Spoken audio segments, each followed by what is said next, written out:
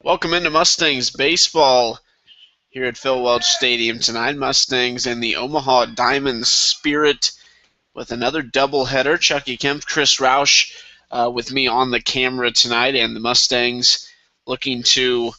It's a big night for them, Chris, because we've got a one-game lead against the Chillicothe Mudcats.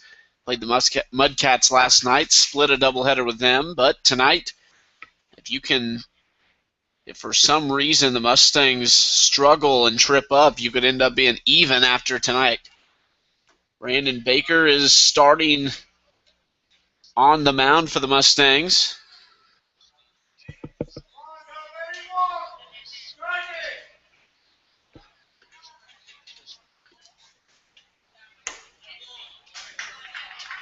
And there's ball 4 to the leadoff batter for the Diamond Spirit. That's Darius Knight, so he'll take first. Now the third baseman, Max Carter, steps in. Carter and the Diamond Spirit not exactly fighting for a spot in the postseason. They are 7.5 games back, but trying to play the role of the spoiler here late in the year. This ball is popped high on the infield. Eric Wilcoxon just into the outfield grass in right center and makes the grab for out number 1. So Knight reaches on a walk. Carter pops out. Now Harrison Crawford, the first baseman, steps in.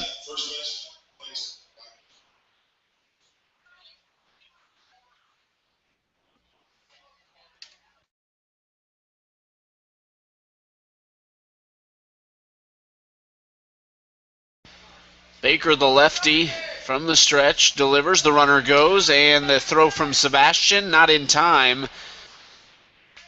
Baker, although he is a lefty, when he raised the leg, Knight took off, and really wasn't a chance for Sebastian to make any plays.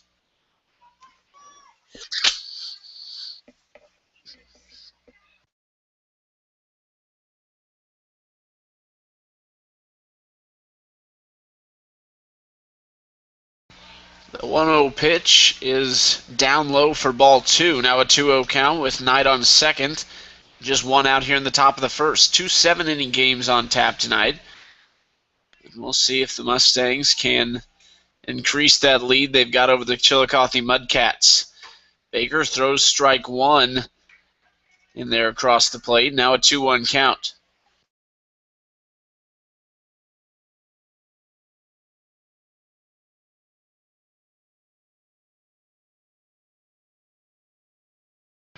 The 2-1 pitch is a curveball in there for strike 2. That'll even the count at 2-2.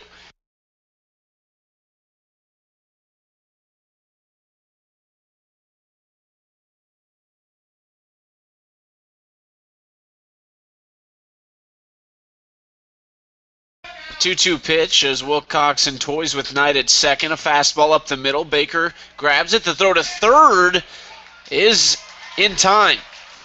McDonald lays the tag down, and for a moment, Chris, I thought Knight got under the tag, and he might have, but a close play at third goes the Mustangs' way. Now 2 away with a runner on first. Here's Jordan Vanata, the DH.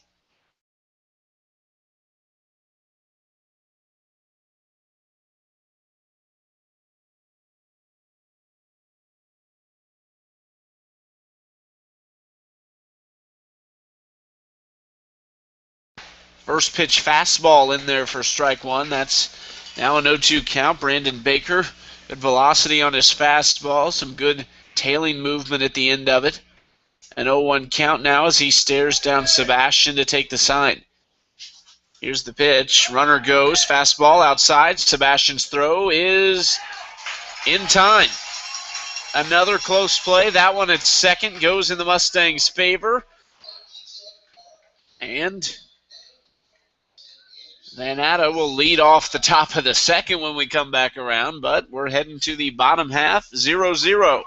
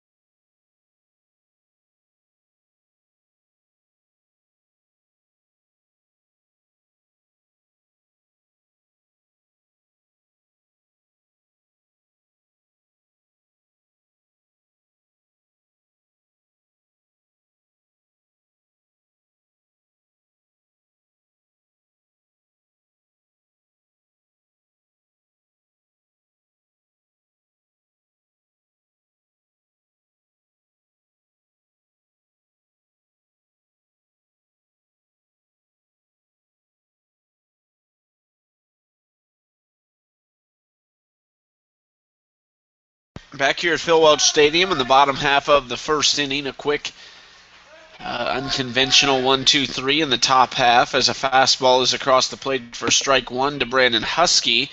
Sean McManus is the pitcher on the mound for the Diamond Spirit.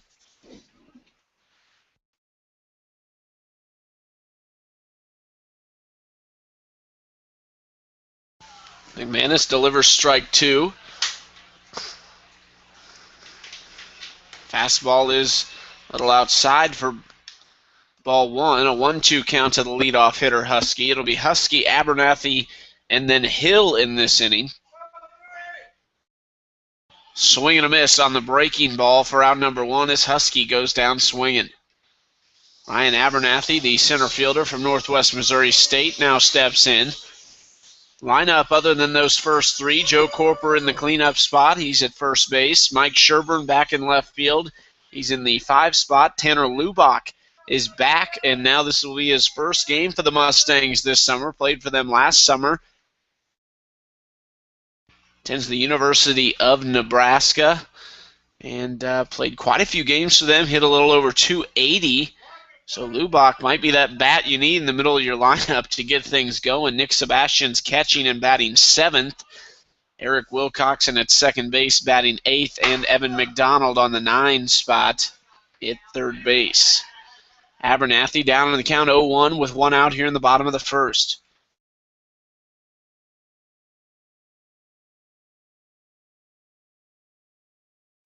The 0-1 pitch, breaking ball in there for strike two. Abernathy left it up as it came in a little high, but breaks down into the zone late.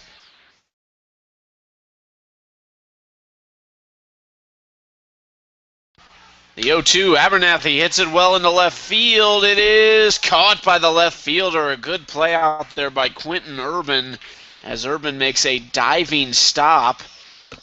And that's the second out of the inning. Good play there, moving to his right and also in. He kind of slid down and caught it backhanded out there in left field. Now Trent Hill steps in.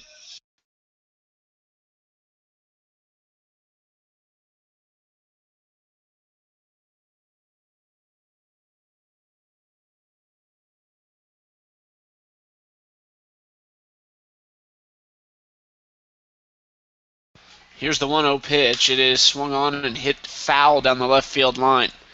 0-1 count now coming to Hill. Corpora waits on deck. Big gap out there as the center fielder, Knight, kind of shifted to the right of the second base bag. His right of the second base bag, our left. Fastball is popped. Same spot foul. 4-2. A 1-2 count to Trent Hill.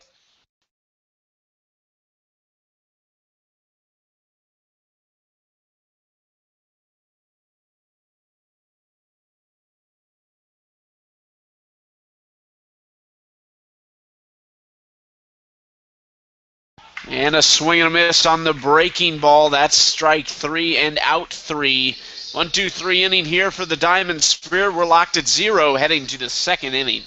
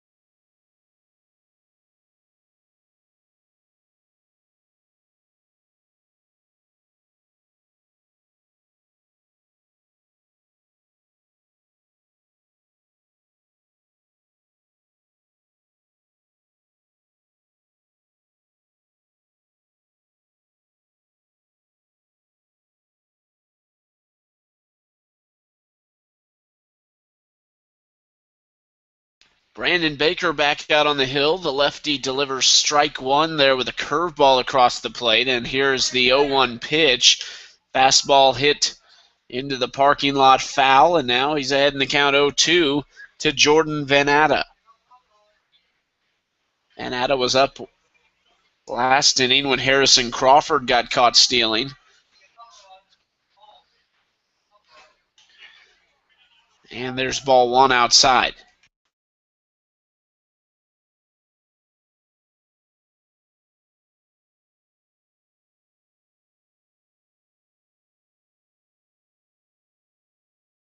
Fastball is fouled yet again into the parking lot. We're going to retry it 1-2. Baker trying to overpower Vannatta there with a fastball.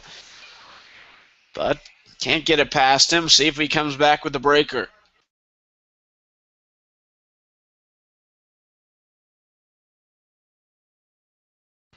One, two is in the dirt as that's blocked away toward the wall, and now a 2-2 count.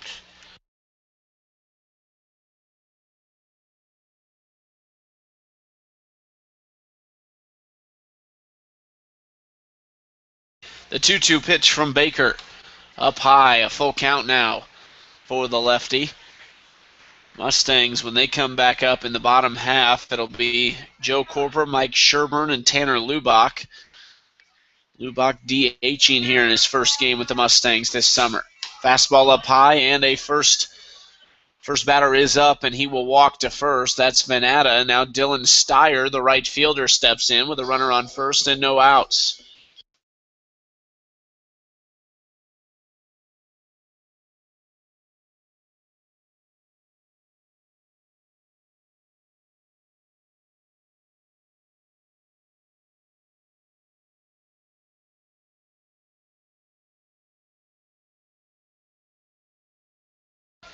First pitch fastball in there for strike 1, paints the inner part of the black. and an 0-1 count. Swing and a miss on the curveball. Now a 0-2 count to the 5-hole Dylan Steyer. Still the runner on first base with no outs.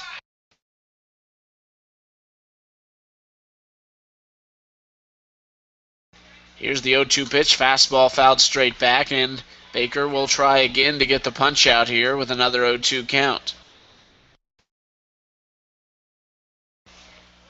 That boy is hustling over to get that foul ball. Good hustle.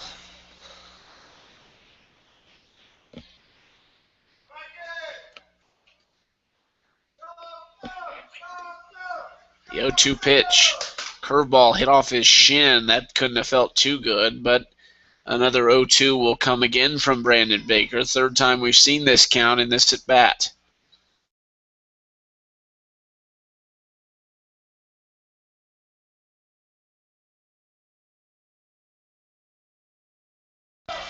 Oh-2 pitch, fastball, fouled back again. Another 0-2 count coming. Still the runner on first. Trent Hill out in right field. I don't know that we've seen him out there too much this season. Typically Zach Johnson and at times Figueroa early in the year and Kyle Richards in the past couple weeks. Curveball got him swinging. There's out number one. Brandon Baker, a great curveball there, and the runner remains on first now with one out. Quentin Urban, the left fielder, is up next.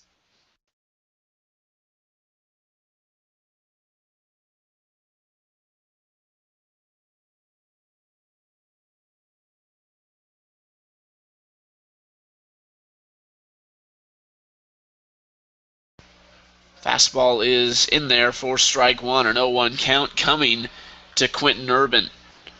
Baker has walked two batters already in this 1 1/3 inning he has pitched. Here's the 0-1, and fastball swung on and missed, looking for another strikeout here.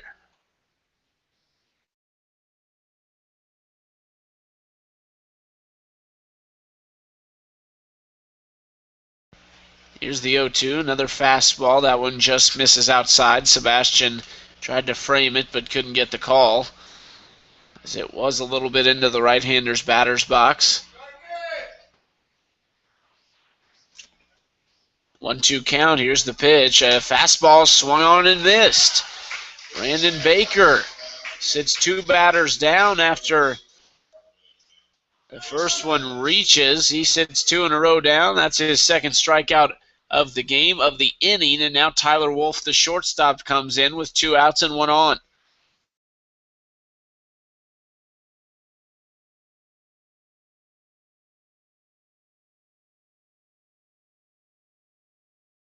A ball hit up the middle, and that gets through. Wilcoxon reaches his glove out, but it's too far, and now runners on first and second with two outs. Baker kind of left that one over the plate. A good piece of hitting there from Tyler Wolf. Here's Blake Hardigree, another Northwest Missouri State player here for the Diamond Spirit, though. And we'll see if the catcher can bring him around.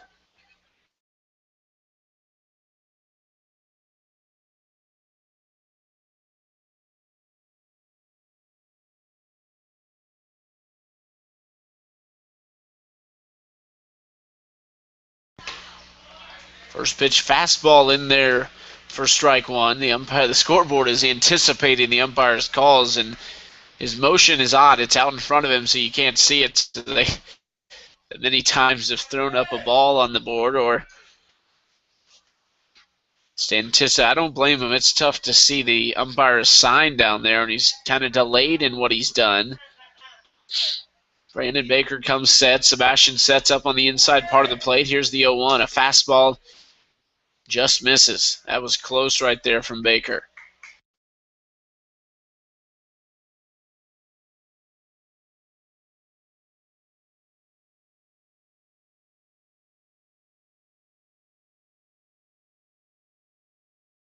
Here's the 1-1. A curveball got him for strike two. Swung right over the top of it.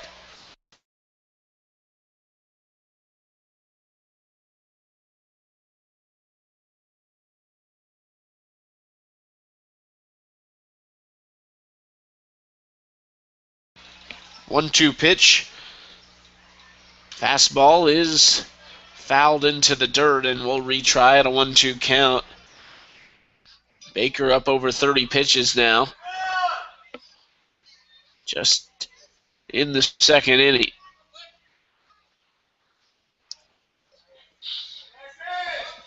Here's the 1-2. Fastball just misses down low. Baker holds on to that one a little too long, and the fastball goes low on him. Hard agree, a 2-2 count. Fastball fouled off Sebastian's mask, and once again another 2-2 count from Baker. So far, the Diamond Spirit have done a great job of staying alive and battling, waiting for their pitches to come to them in at-bats.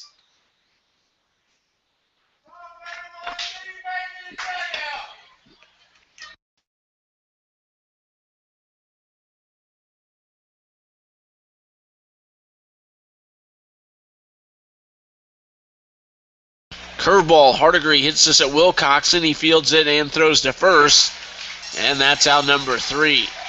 So the Mustangs strand 2 on the bases there as Brandon Baker continues to find a way, and we are still tied 0-0 heading to the bottom of the second.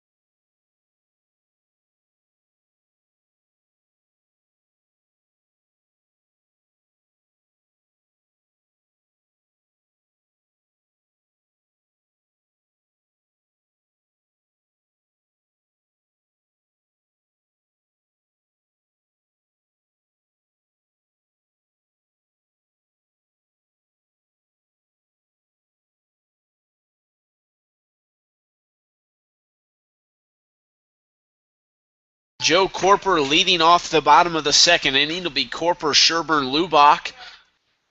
And here's the 0-1 pitch. Corper check swing, holds back, and that's in the dirt for ball 1.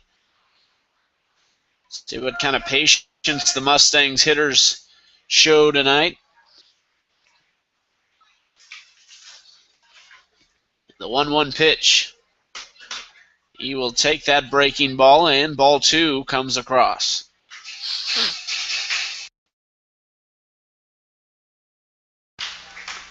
Two-one count, a fastball. Corper almost a swinging bunt as the pitcher McManus tosses to first for out number 1. Here's Mike Sherburne, the left fielder, with that unusual power that we've seen. A lot smaller guy than Corper and Hill and a few others on the team, but a lot of power off that bat, very fast hands.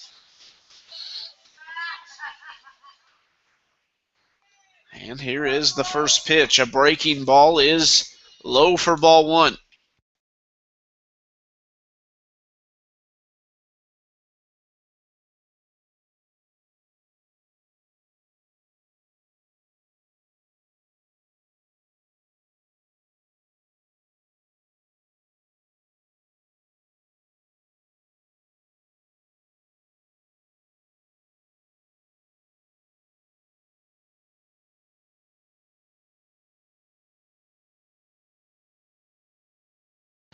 1-1 pitch here from McManus is a breaking ball in there for strike two. So 1-2 count now with one out to Mike Sherburne. Tanner Lubach awaits on deck. McManus takes the sign, and Hardigree sets up outside a fastball. Sherburne swings and fouls it down the third base line.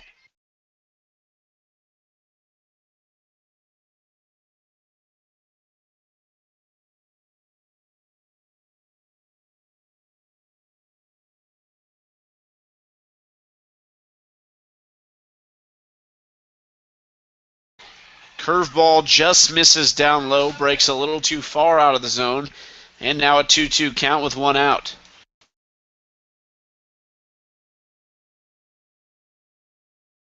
2-2, breaking ball. Sherburne down the left field line and in fair territory for a single with one out.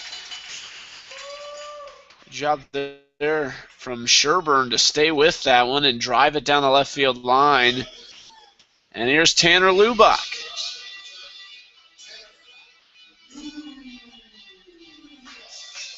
Lubach's up. That's what PA announcer Greg Kastner says. Lubach, a right-handed batter from the University of Nebraska.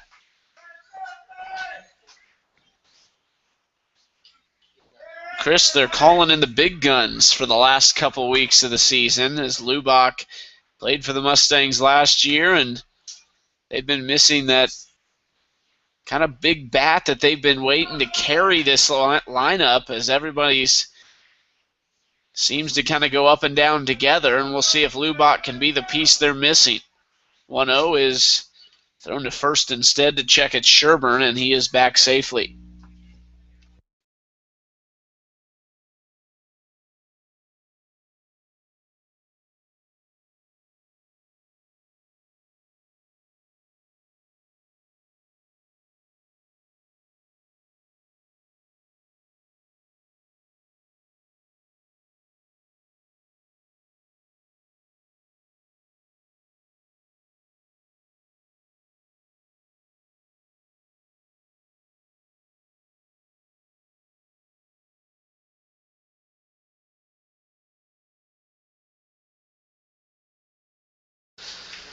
Fastball outside, Hardigree throw to first, not in time, but a good chance there to get Sherburne at first. He was off a little bit further than he should have been. 2-1 count now with one out to Lubach.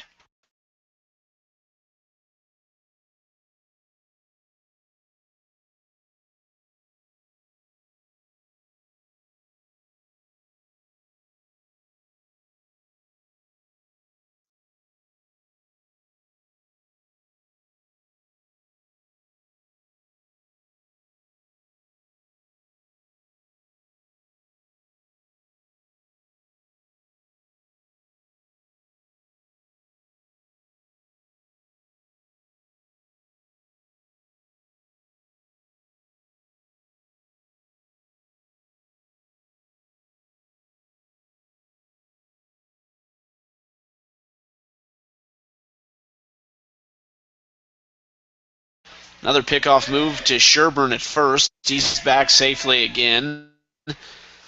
Pretty good pickoff move from McManus on the mound.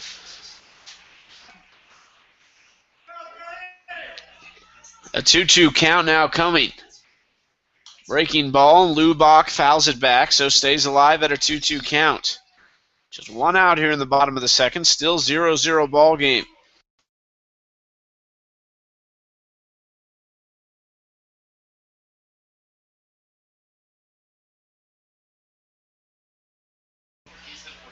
Two-two pitch. Lubach takes for ball three.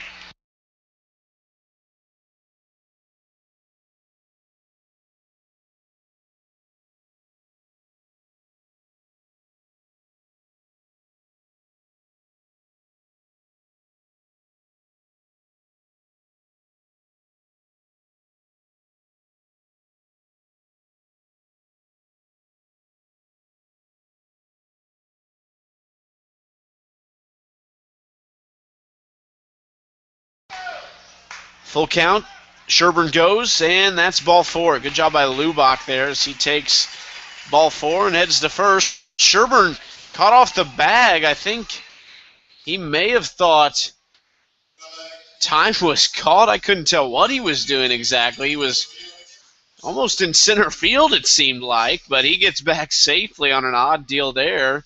And now the catcher, Nick Sebastian, steps in.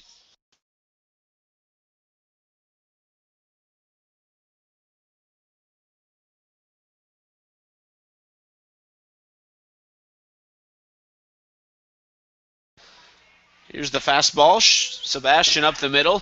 Throw to second. Got him. The throw to first, and the double play is complete. 3 outs in the inning, 0-0 heading to the third. We'll see if the Diamond Spirit can put a few runs on the board.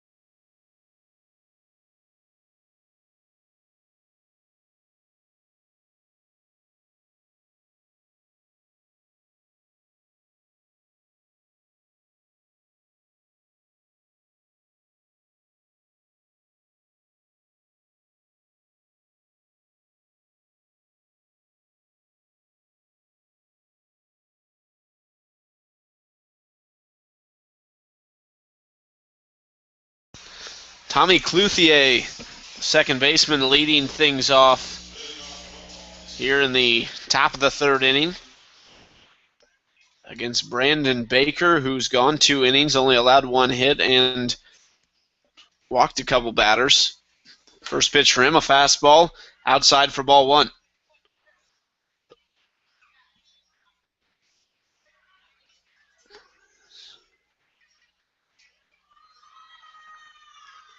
Another fastball, basically same location for ball 2, and he is down in the count 2-0.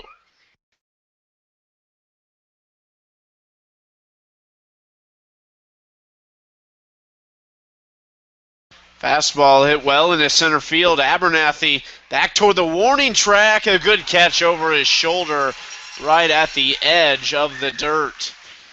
Ryan Abernathy had to kick it into 5th gear there once he got a little way into the outfield as he realized that ball was carrying further than he thought.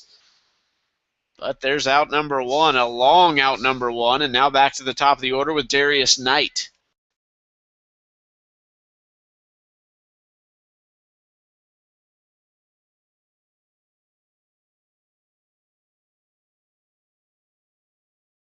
Breaking ball inside for ball 1.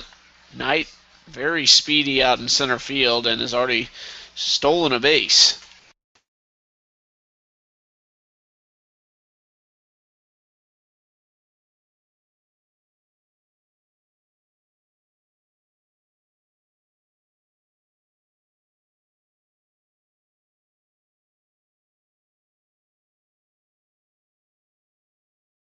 Ball hit in the shallow left center field. Husky backpedaling and catches it about 20 feet into the grass for out number 2. Couple of fly ball outs. Max Carter, the third baseman, now steps in.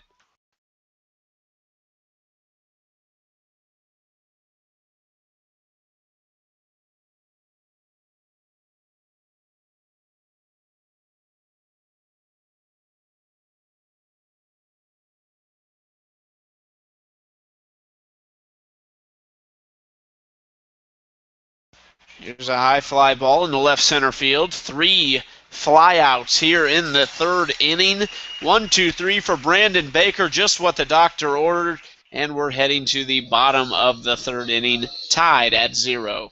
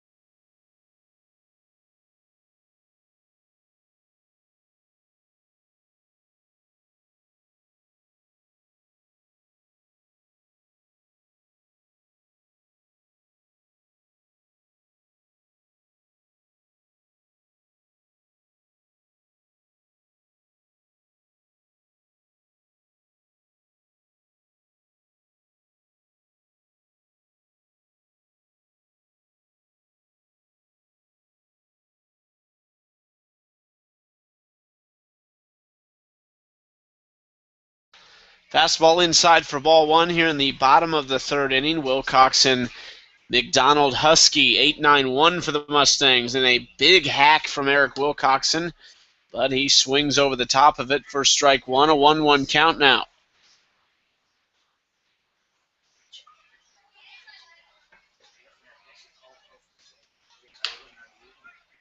There's another ball outside, and now a 2-1 count to Eric Wilcoxon. Chris, I'd like to see him lay down a bunt here. Third baseman way back there in the dirt. Wilcoxon very fast. He will swing away and foul it down the first base line at Johnny Coy, who boots it over there at first base. Come on, Johnny. He's a little scared, but he's on Phil's fire.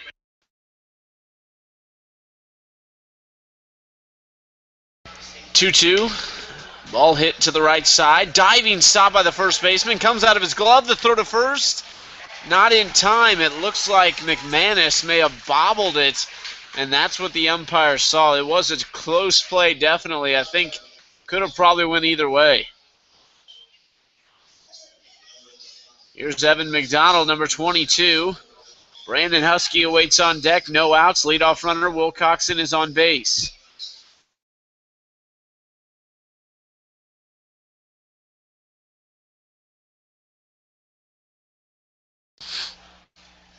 He'll go to first. Wilcoxon back safely.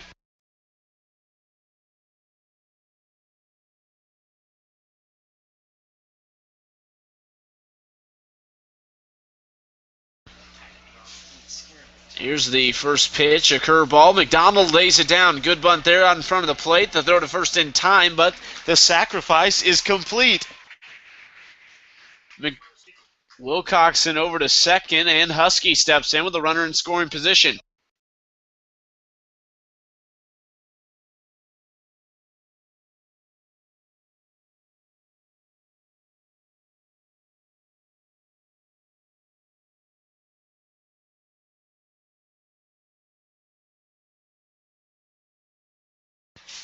One out. Here's a ball hit in the left field. Husky sends the left fielder back over his head and to the warning track. Wilcoxon all the way around from second, and the Mustangs lead 1-0. A ball that seems to just keep carrying, and we've seen that a few times as everything hitting the outfield just continues to carry further and further, and Husky Burns, the left fielder there. That's Quentin Urban out there, and a 1-0 lead as Ryan Abernathy steps in.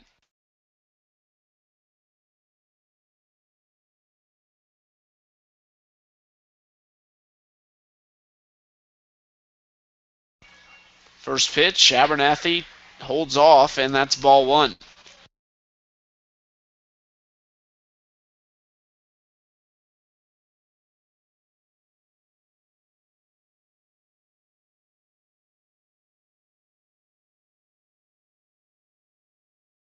Abernathy pops it high into center field, and it is caught by Knight. Husky acts like he's tagging up, but doesn't. And 2 outs, and he's still on second.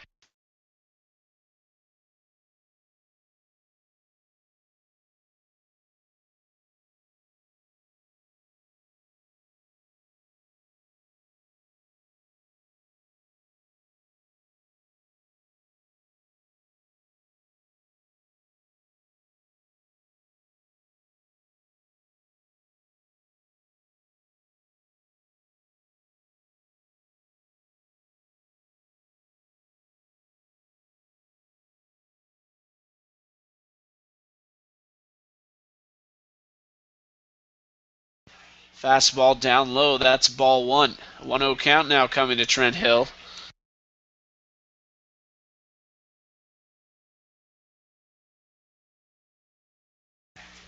Here's the 1-0 pitch. Trent Hill lets it go, and there's strike one. A 1-1 count with 2 outs, and Husky on second.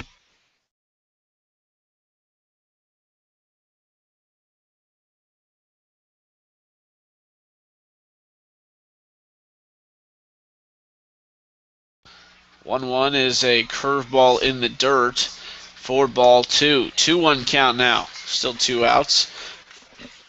Husky content at second base, even though he's got a big lead.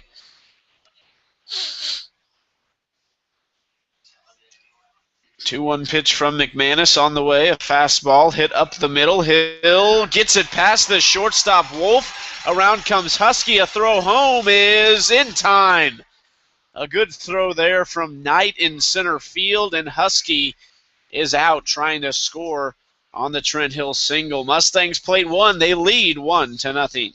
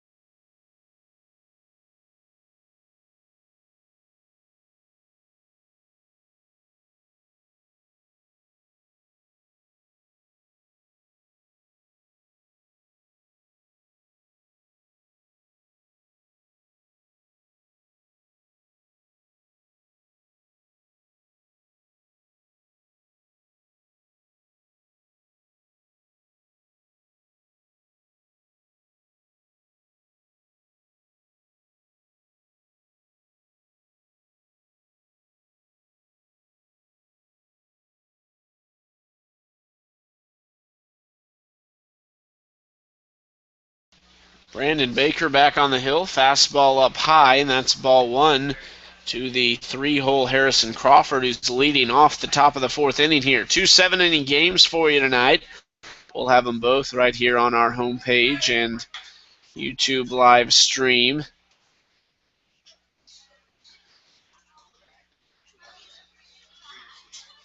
2-0 count, and Sebastian will have a conference with Brandon Baker at the mound.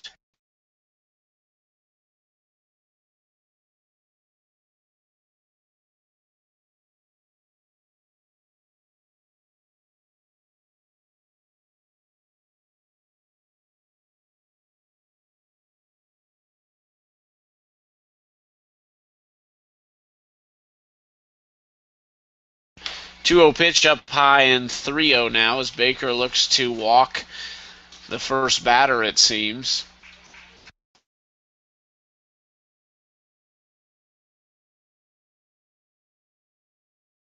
Fastball in there for strike one, and Baker shows a little fight. We'll see if he can battle back in this count. Infield at regular depth, Husky and Wilcoxon at the edge of the grass, and that's in the dirt for ball four. Baker issues a walk to Harrison Crawford. Up next, the cleanup hitter, Jordan Vanata.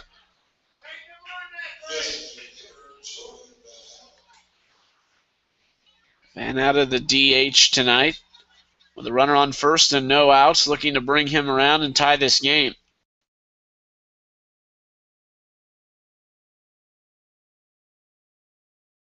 First pitch in the dirt. So 5 out of the last 6 pitches have been balls from Brandon Baker.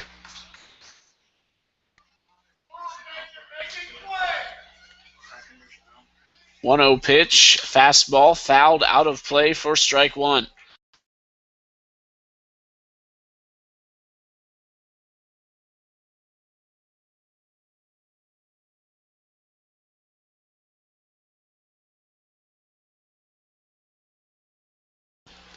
One pitch from Brandon Baker. Fastball up high, that's ball two. Really struggling to find the zone right now. Kind of big misses as well.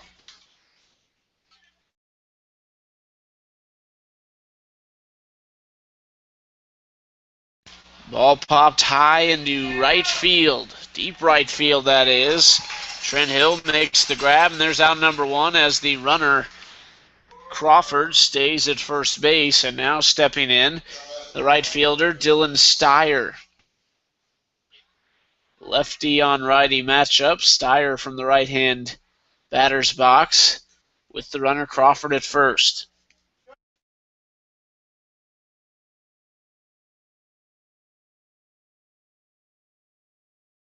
Runner goes. The throw is offline into center field, but Abernathy doing a good job of backing it up. And an 0-1, or excuse me, yes, an 0-1 count with one out now.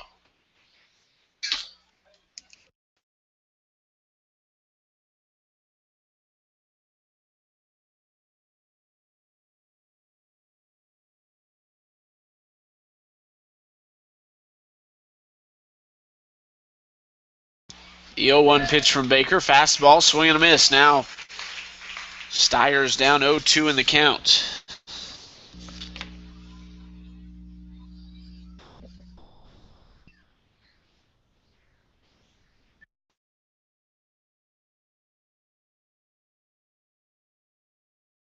O2 is just outside. I thought Baker had him there looking, but umpire says it's a little outside in a 1-2 count. Baker's still a couple to play with.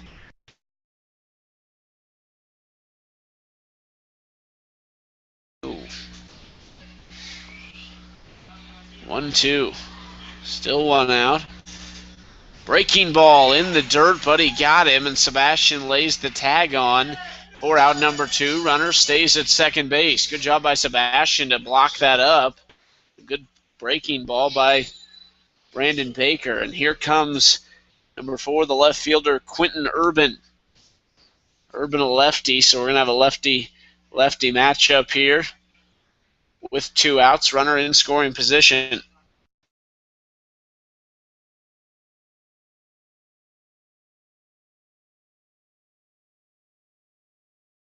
Fastball up high, that's ball one. 1-0 count.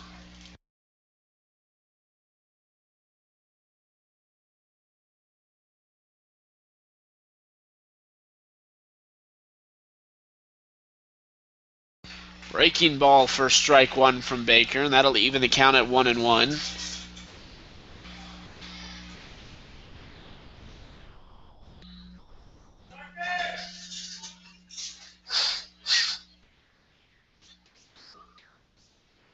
Baker looks back the runner at second. That's Crawford.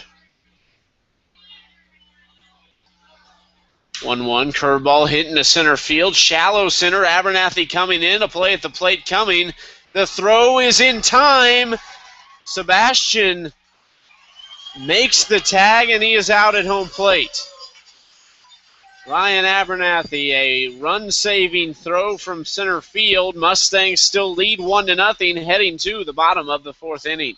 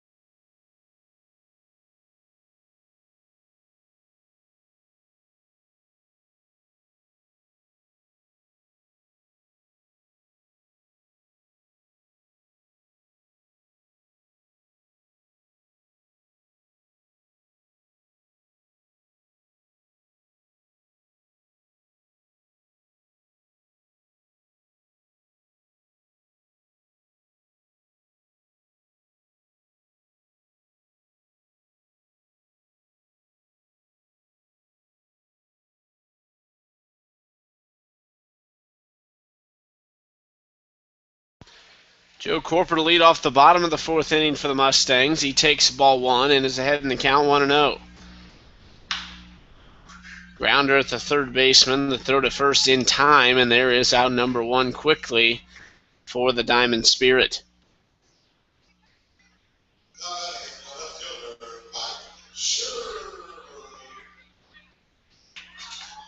Here's the left fielder, Mike Sherburne. Steps in with one out. Looking to get something going here, get a few insurance runs in the bottom of the fourth.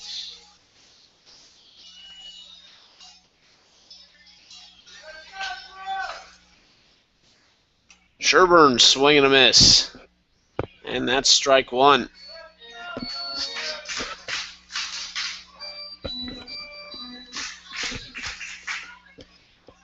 Oh, 1 pitch. Sherburne pops it high into left center field. In comes Urban, and he will make the grab for out number two. 2 up, 2 down, and now here's Tanner Lubach. Lubach walked in his first at bat.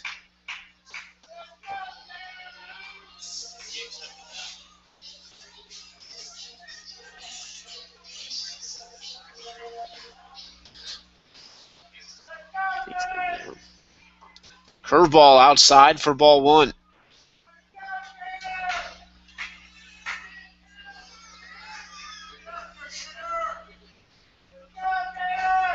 Fastball down the line, but foul off the bat of Lubach.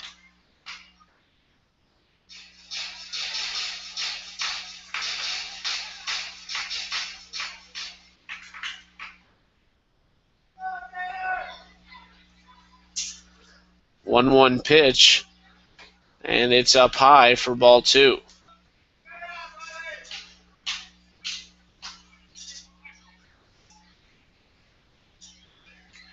Two-one pitch is hit down the line at the third baseman, and he makes the grab as just an awkward basket catch on almost really should have been a backhand. But 3 up, 3 down as Lubach lines out. Mustangs still lead 1-0 heading to the 5th inning.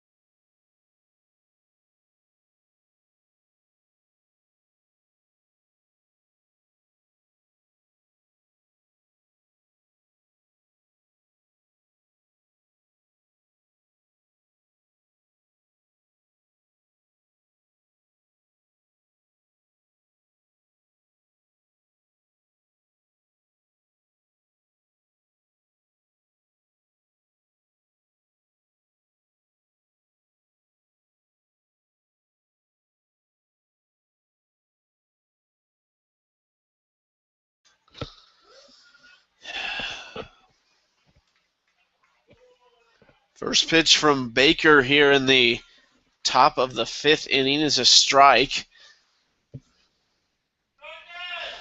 And that one's a breaking ball in the dirt. Tyler Wolf, Blake Hardigree, Tommy Clouthier. 7, 8, 9 here for the Diamond Spirit in the 5th. Fastball hitting to right center field. Abernathy tracking it and can't get there. Catches it on one bounce. A throw to second. It should be a close play, but the runner, Wolf, is in safely. Good aggressive play there from Wolf as he's got a leadoff double.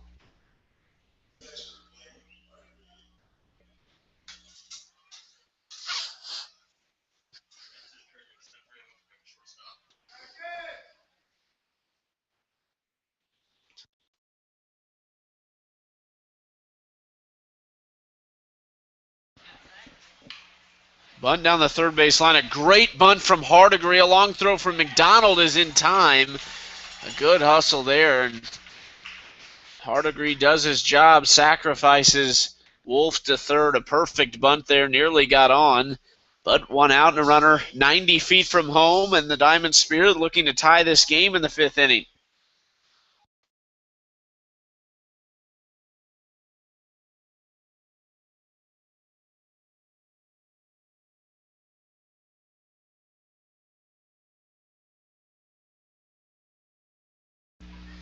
Ball in the dirt. Sebastian blocks it, gets away from him, but the runner will not go.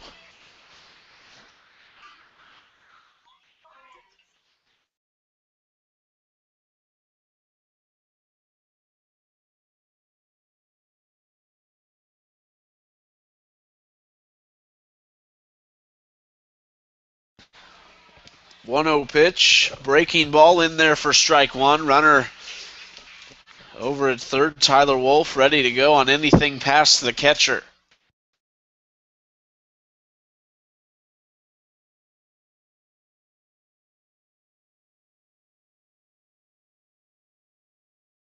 One pitch is down low for ball 2. 2-1 count now with one out.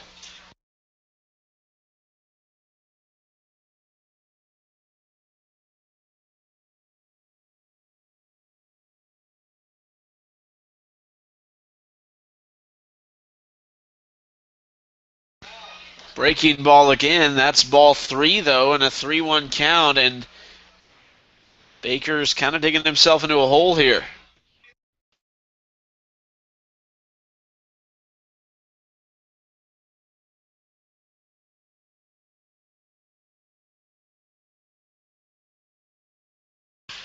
Fastball hit at Wilcoxon off his glove. And a run scores, and an error on Wilcoxon. That one right in his glove, and it just popped out. Probably had some topspin on it, but still a Sunday hop, and he actually had his glove with the net facing down, and it just seemed like an easy play, but it pops out. Breaking ball tonight, the leadoff hitter here with 1 out and 1 on, and a tie ball game. It's a strike to lead things off.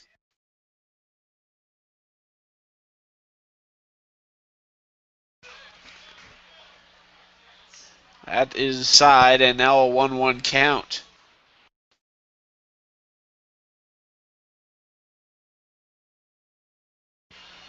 Here's the 1-1 pitch with 1 out. A grounder to McDonald. Throws to Wilcoxon. Turns it, and a double play to get out of the inning. A great turn there to get the speedy Knight at first. Mustangs do let 1 run come across. It's a tie ball game, but they keep it at that. 1-1 heading to the bottom of the 5th.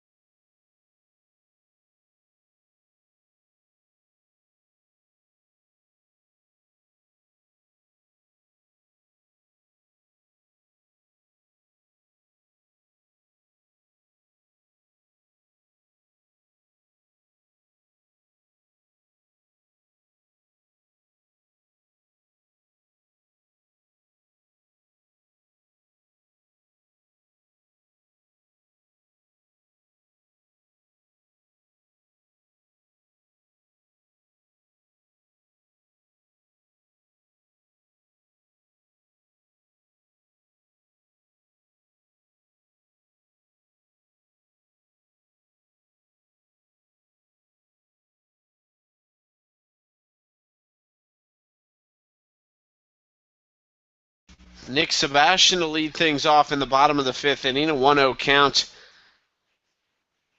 here for McManus. Sebastian hits it high into left center field. Knight strolls to his right, and he's under it for out number 1. A quick 2 pitches, 1 out there for McManus on the mound, and now Eric Wilcoxon steps in.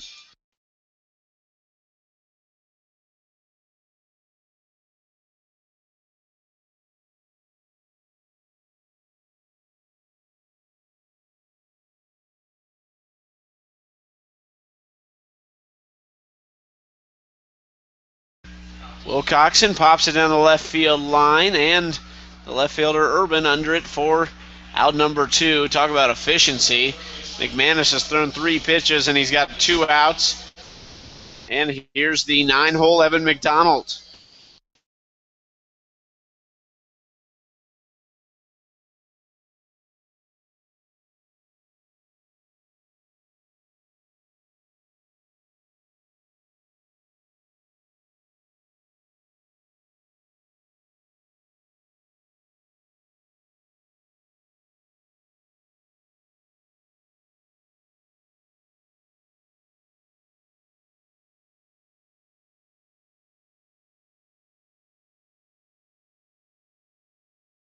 Here's the 0-2 pitch to McDonald, a breaking ball in the dirt, a 1-2 count now.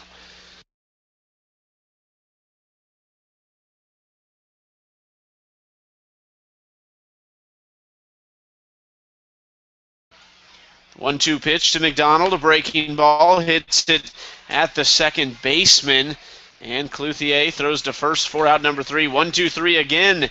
Here in the bottom of the 5th, we head to the 6th, tied at 1.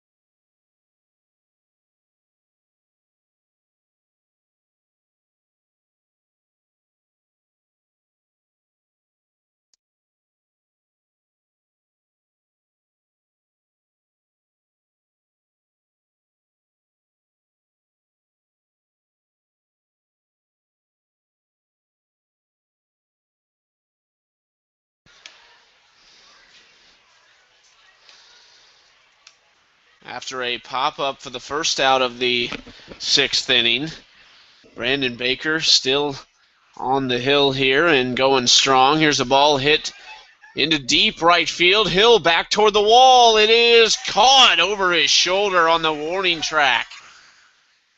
And yet again, Chris, the ball is just carrying very well in this park today. I don't know that we've seen it all season carry like this. No, I don't think it has. Thanks for showing the light points. And here is the cleanup hitter, Jordan Van Atta.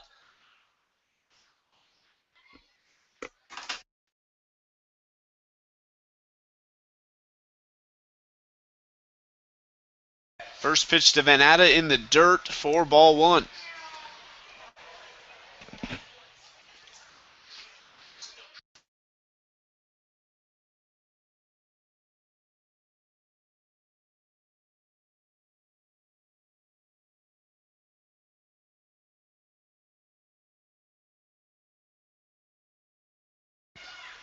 One 0 pitch from Baker. Fastball in there for strike 1.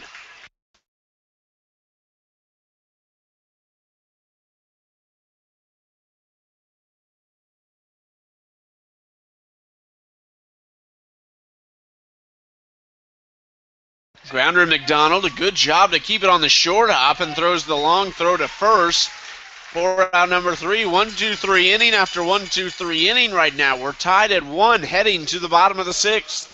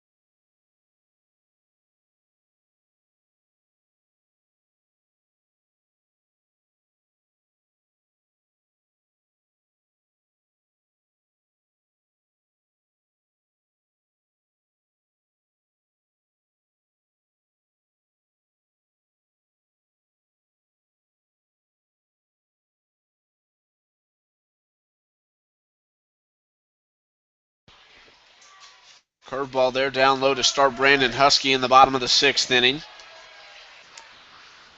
Inning and a half to play in this 7-inning game, but we might need a couple extra to decide this one as we're tied at 1.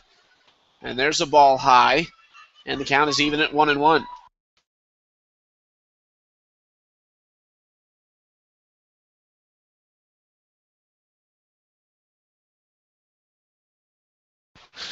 The 1-1 pitch. The 1-1 pitch is a ball.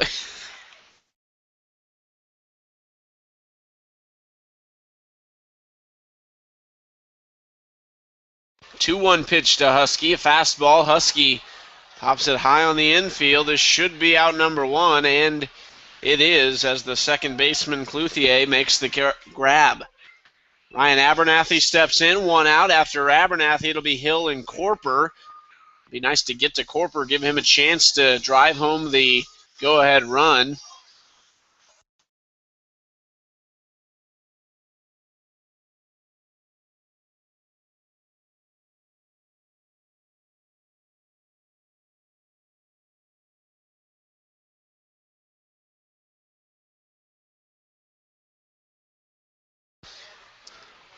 The 1-0 pitch, breaking ball is in there for strike 1. McManus has done a great job locating the breaking pitches tonight. Here's the 1-1. Abernathy hits it down the line, but it goes foul for strike 2. A 1-2 count with 1 out here in the bottom of the 6th to Ryan Abernathy, as he's going to need a new bat.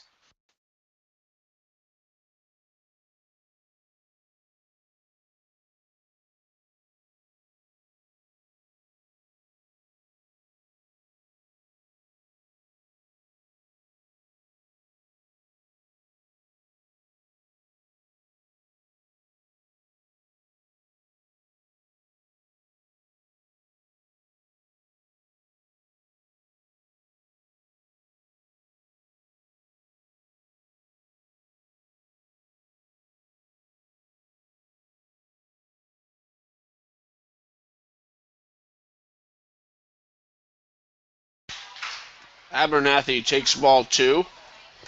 Now a 2-2 count with 1 out. He steps back in looking to get something going here.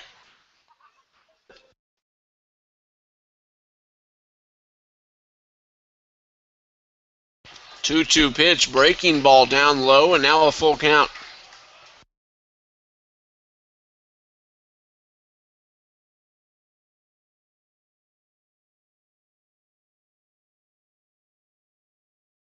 Here's the full count pitch from McManus. Another breaking ball got Abernathy looking there for out number 2.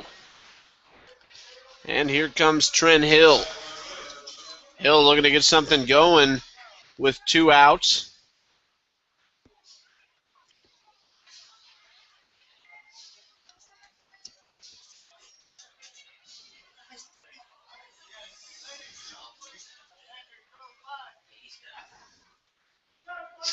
First pitch to Trent Hill is down low for ball 1. Hill down, or up in the count, 1-0. Still a 1-1 tie here in the 6th. Fastball outside for ball 2. It'd be nice to see Hill get on with a walk, and like I said earlier in the inning, get Joe Corper up there, get Mike Sherburne up there, see if they can bring home that go-ahead run. Hill, a liner at the second baseman, Clouthier, and he makes the grab for out number 3. We're heading to the 7th, still tied at 1.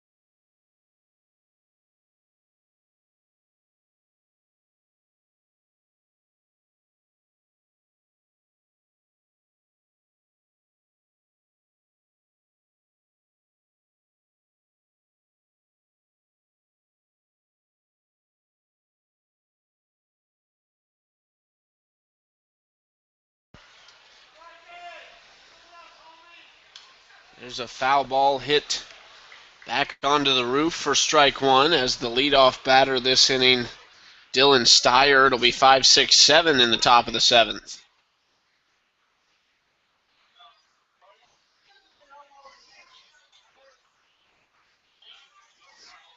The 0-1 from Baker, a fastball in the dirt. 4-1, an even count at 1-1 now.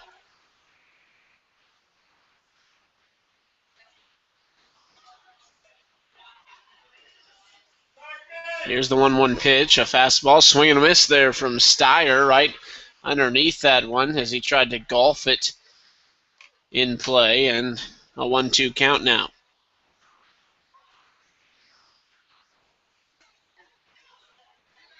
Here's the 1-2. Breaking ball got Steyer swinging. He didn't want to, but he does. And there's out number one. Now stepping in, Quentin Urban, the left fielder. After him, Tyler Wolf awaits on deck.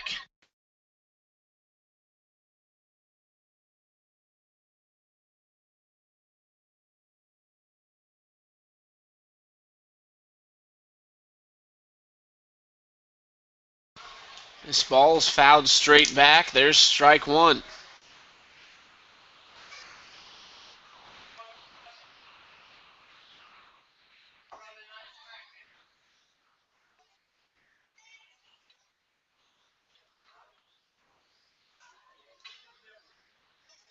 Oh, 1 pitch. Baker, wants a new ball.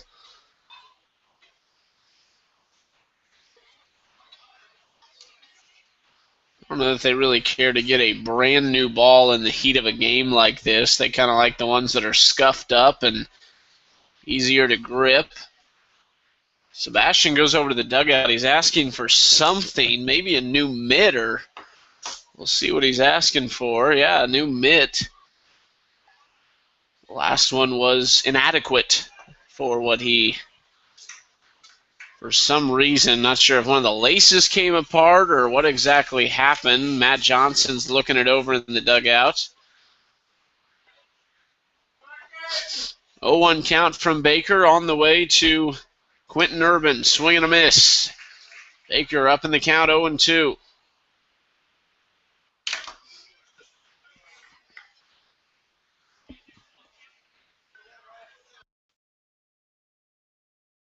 The 0-2 from Baker. Fastball in there. That's strike three looking, and out number two. We're going to switch out the battery real quick on the camera, so I'm going to shut that off for just 1 second.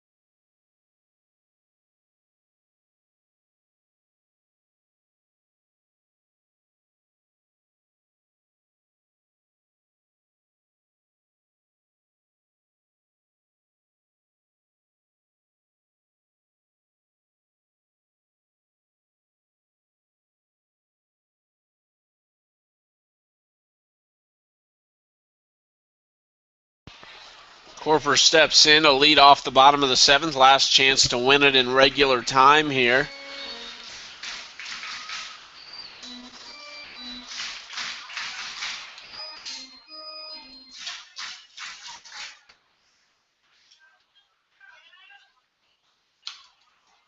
Corper fouls this one away. A 1-1 count now from McManus, looking to go the distance in this first game.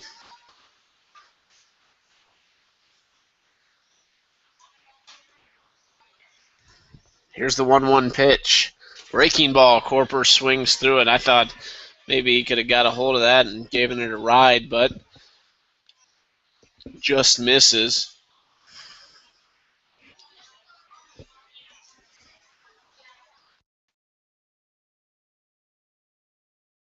Breaking ball very close, but just a little outside, and that'll even the count at 2-2. Righty on righty matchup. McManus takes the sign from Blake Hardigree, who sets up on the outside corner. Here's the pitch. Corper hits it high in the shallow right center field. Actually carries a little bit into right center field, and that's out number one. Up next, Mike Sherburne, followed by Tanner Lubach, and we'll see if those two guys can get something going with one out.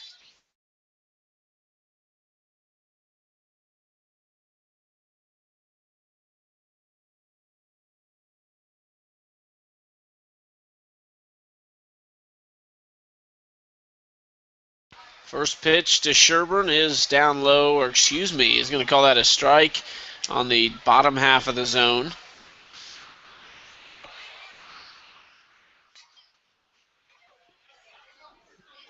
And Sherburne takes another ball outside. An even count at 1-1.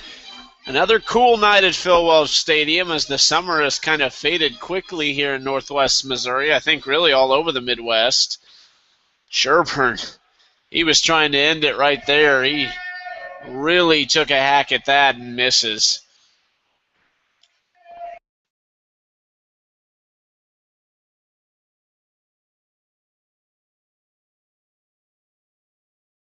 1-2 pitch. Sherburne takes it inside. Hardigree thought it was strike three, but not quite. An even count at 2-2 with one out.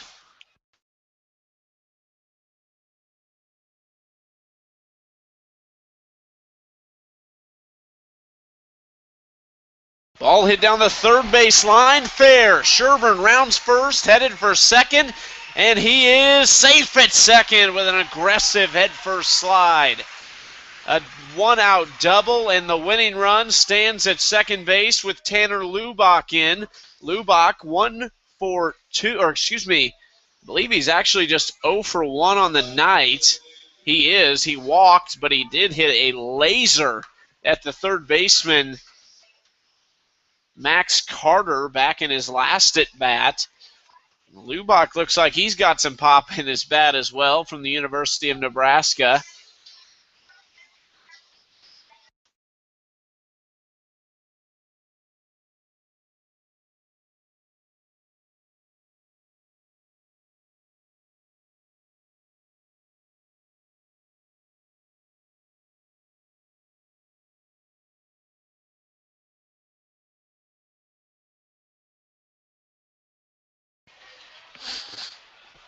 First pitch to Lubach. He fouls this one into the net on the third base side for strike one.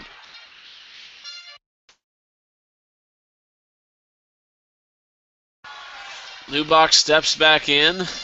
Righty on righty matchup with McManus on the hill still. Base hit should win it. Outfield playing in a little bit. Breaking ball misses, and that's ball one.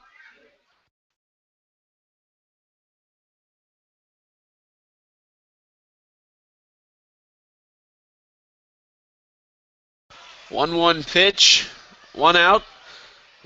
Lubach swings, hits it well into left center field, and that will do it. Rolls to the warning track. In comes Mike Sherburne and a walk-off in the first of a doubleheader, and Tanner Lubach is welcome to the Mustangs this summer by hitting a walk-off in his third at bat. What a way to do it. And I'm sure he's excited to be back as he got to bring in the winning run. Mustangs take game one of a doubleheader, 2-1.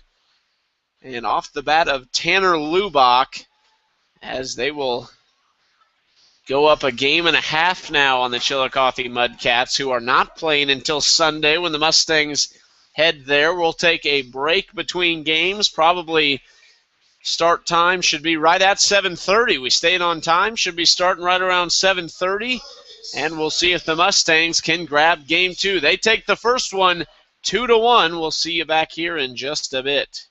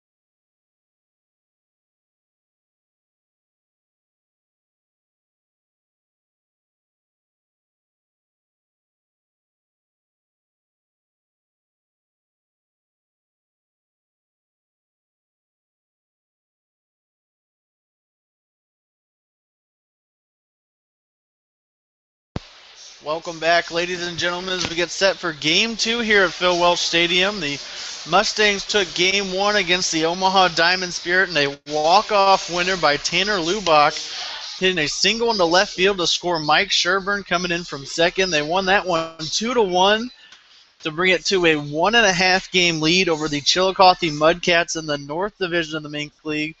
So an important Game 2 here as they look to stretch that lead to 2 games. We're getting ready here. Red Tracy in the booth with you, taking over for Chucky Kemp, who called Game 1. And we still have Chris Roush on the camera. Just got done doing the fun banana split out in the outfield between the games.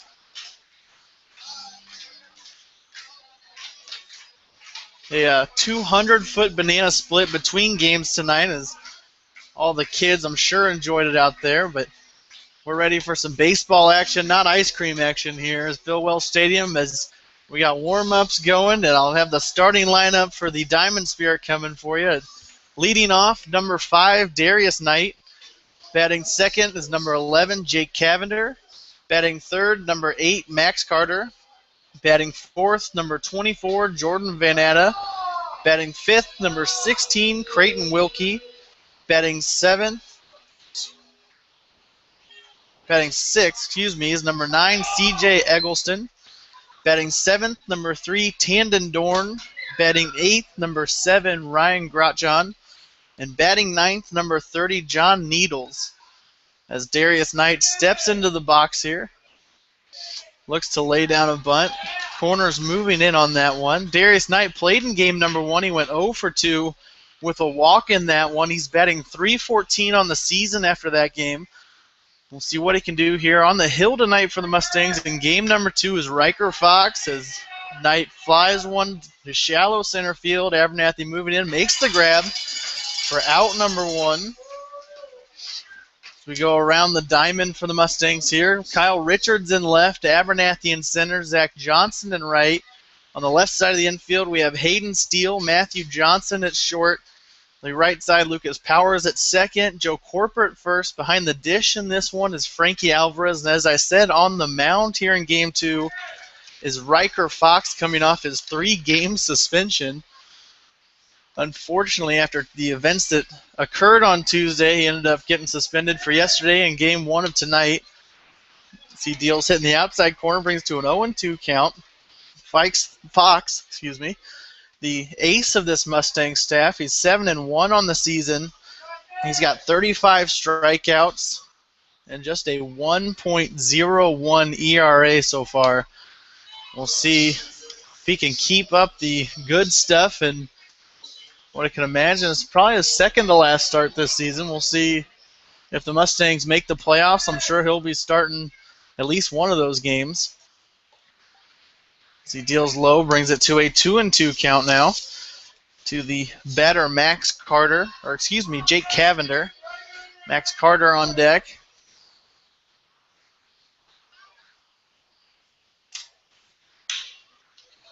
As Cavender lines one right back up the middle for a single here to bring up the designated hitter, Max Carter. Carter also played in that first game here tonight. He went 0 for 3 in that one, still batting .350 on the season. So a very good year for him at the plate.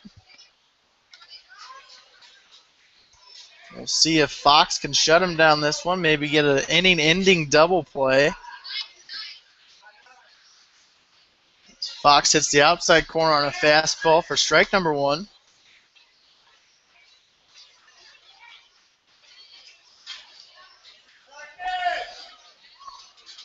Lefty-righty matchup here as Fox deals in a fly ball into center field. Abernathy moving in on over to make the grab for out number 2 here in the top of the first. A shallow fly ball, so Cavender stays put at first base, as that brings up the catcher for the Diamond Spirit in this one, Jordan Vanetta.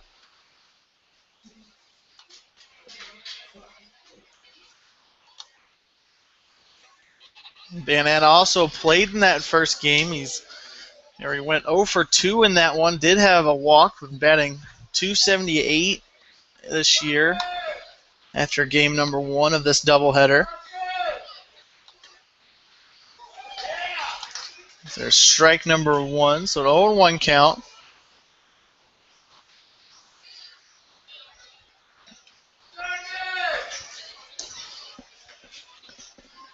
Fox deals ball number 1 low. A big game for the Mustangs here, as I said earlier. This looking to take a 2-game lead over the Chillicothe Mudcats, who don't play until Sunday in a doubleheader against the Mustangs over in Chillicothe.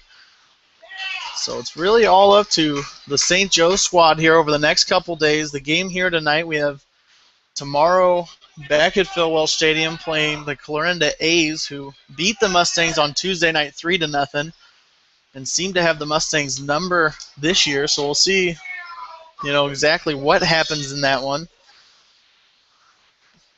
But a very important 2 games upcoming for the Mustangs over the next 2 days now, as we have a 1-2 count on Van Atta.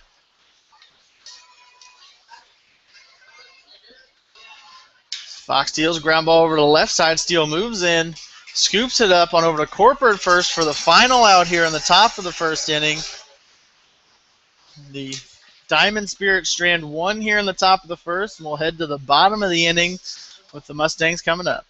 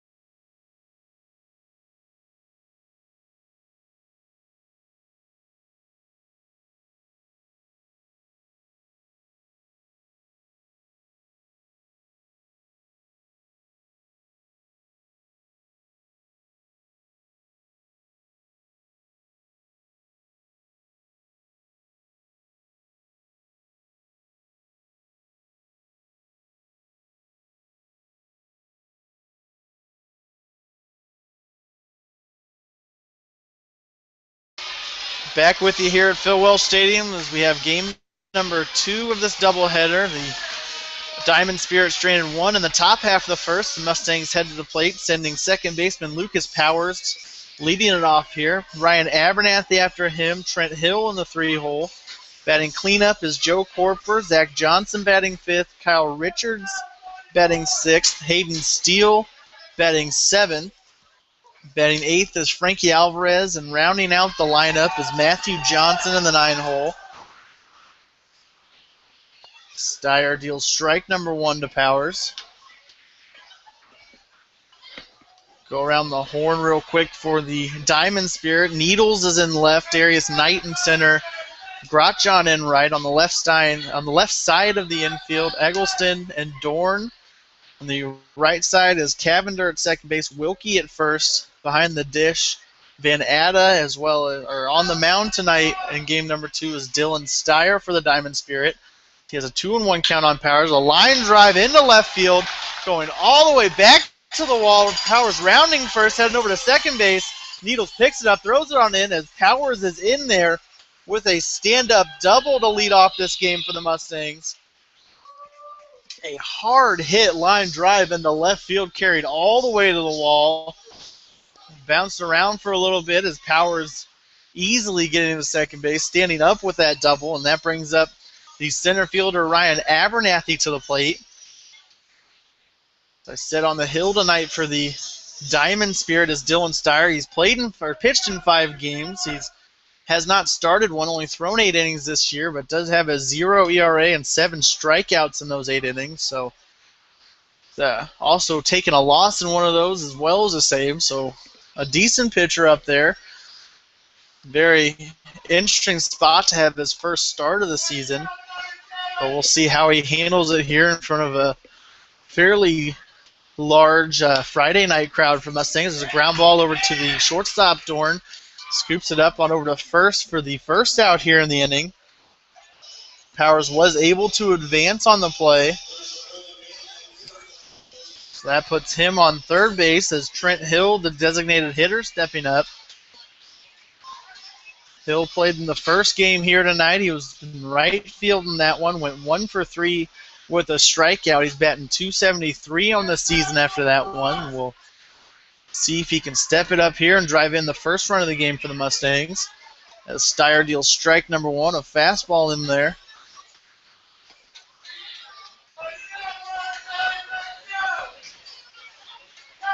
The righty-lefty matchup for the Mustangs here is it's never a bad thing.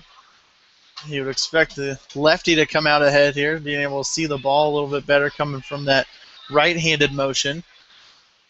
So he has a 1-1 count on Hill. Steyer deals low in the dirt there, brings it to a 2-1 count.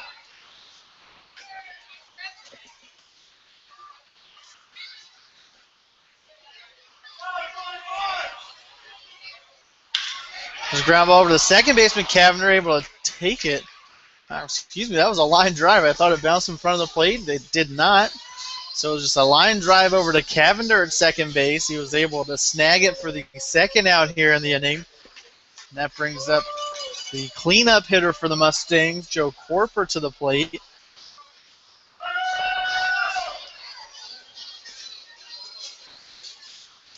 Corper went 0 for 3 in the first game tonight. He's still batting above 300 for the season.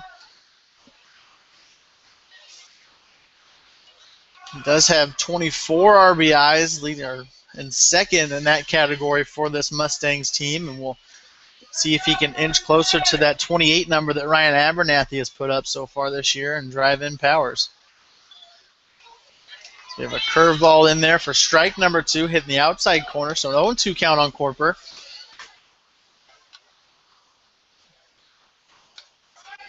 See what Steyer goes to here in this 0-2 count. Got plenty of room to work with, dealing outside fastball there for bringing it to a 1-2 count.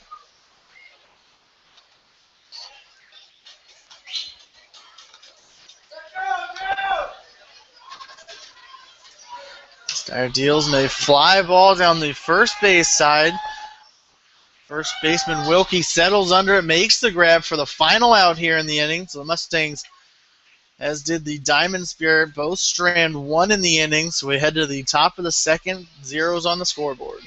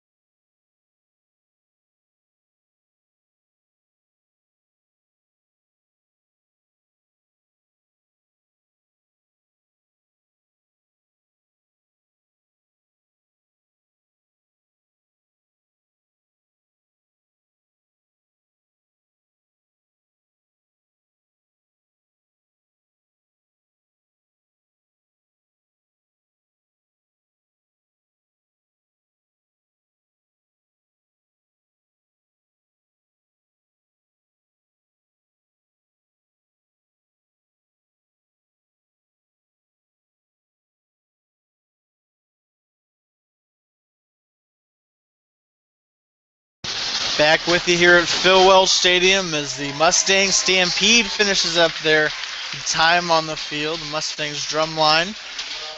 We got the top of the second coming up now with Creighton Wilkie stepping into the box. First baseman for the Diamond Spirit. He didn't play in game one here tonight. He's batting 128 on the season so far through 14 games played for them. 47 at-bats he's got this year. See what Fox can do against him as Wilkie whiffs on that one, brings it to an 0-1 count.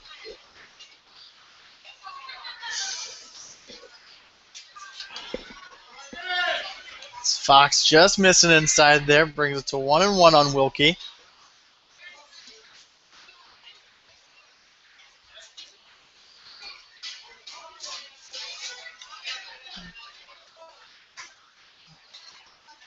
Just a bit outside on that fastball, brings it to 2-1 now. See if Fox can battle back. Ground ball over to Corporate first. He handles it easily and steps on the bag for the first out in the inning. That brings up the third baseman for the Diamond Spirit, C.J. Eggleston, to the plate.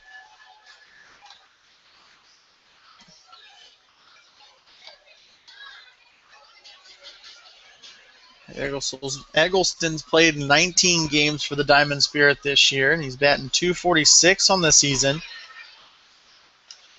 Decent average for him. We'll see what he can do against Fox as Fox deals strike number one.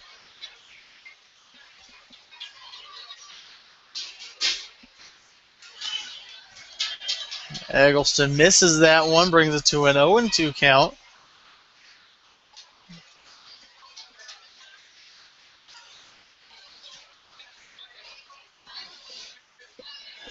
Fox delivers outside for 1-2 count now.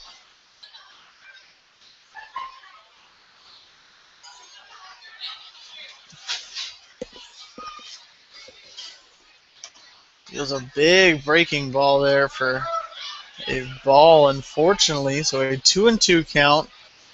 So one away here in the top of the second. We'll see what Fox comes back with. Something tells me an inside fastball, but I don't know. They swing and a miss there from Eggleston. Brings there for out number two. Fox's first strikeout of the night. That brings up the shortstop, Tandon Dorn, to the plate.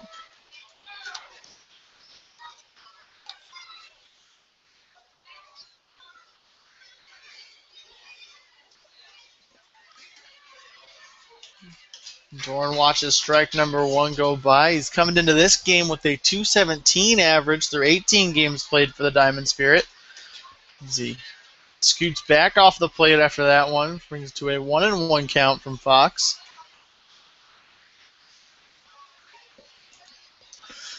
Fox deals a curveball just missing low, so a 2-1 count. He tries to set the Diamond Spirit down in order here in the top of the second. That ball just gets away from Alvarez. No damage done as that was ball number three, so a 3-1 count. A good hitter's count here for Dorn. We'll see what he can do with it. Or see if Fox can battle back in this one. A swing and a miss there from Dorn. Brings it to a full count now at 3-2.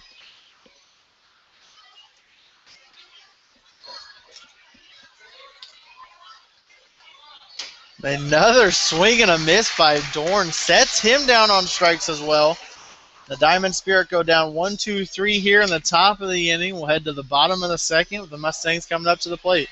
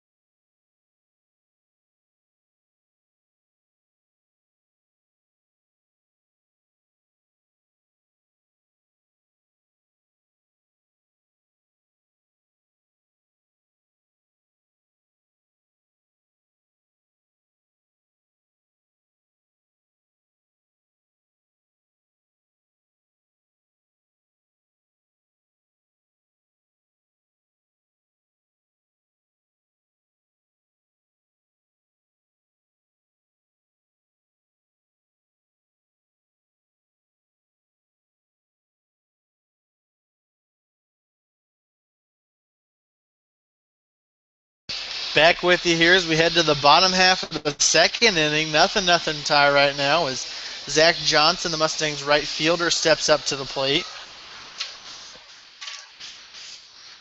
This is Johnson's first action of the night here in this one.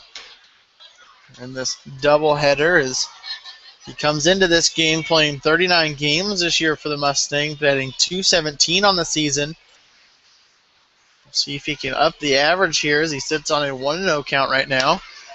A high fly ball into shallow left field. Shortstop Dorn moves over, makes the grab for the first out here in the second inning. Just a lazy fly ball out to shallow left field there by Johnson. That brings up the left fielder for the Mustangs, Kyle Richards, to the plate. This is also Richards' first action of tonight. Comes into this game batting .220 on the season.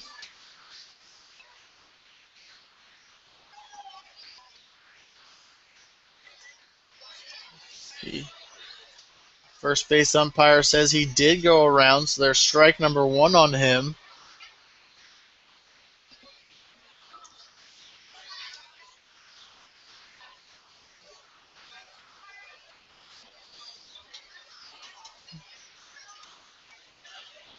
Let's see what Richards does against Stiers. He whiffs to the curveball there, brings it to an 0-2 count.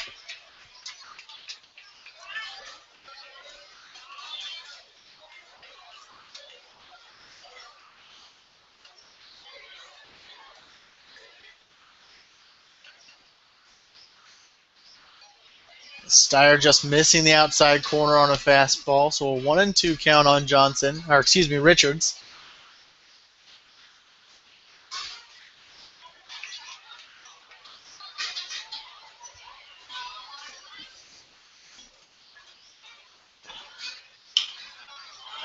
Just another lazy fly ball down the first baseline. Wilkie moves over, makes the grab for out number 2 here in the second inning. That brings up the third baseman Hayden Steele to the plate.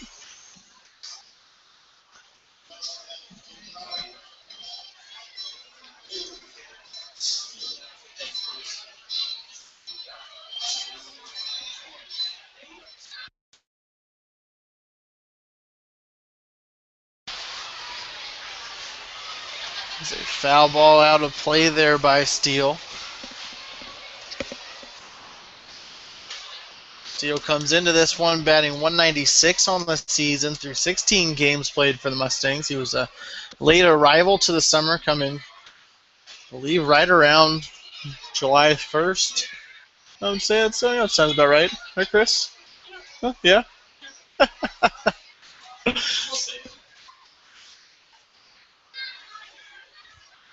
See, he sits on an 0-2 count now.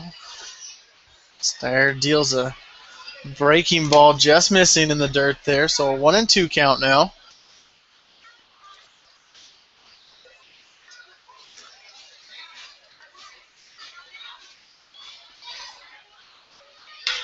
Ground ball over to the second baseman, scoops it up on over to Wilkie at first for the final out here in the second inning. Mustangs go down 1-2-3 here in the bottom half of the second. We'll head to the third, still knotted up at zeros.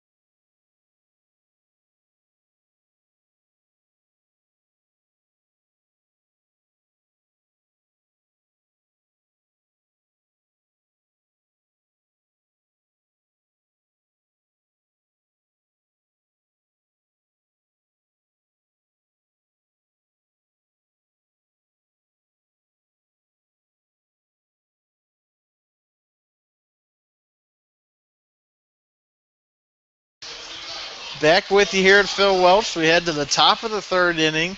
Diamond Spirit sending right fielder Ryan Grotjon to the plate.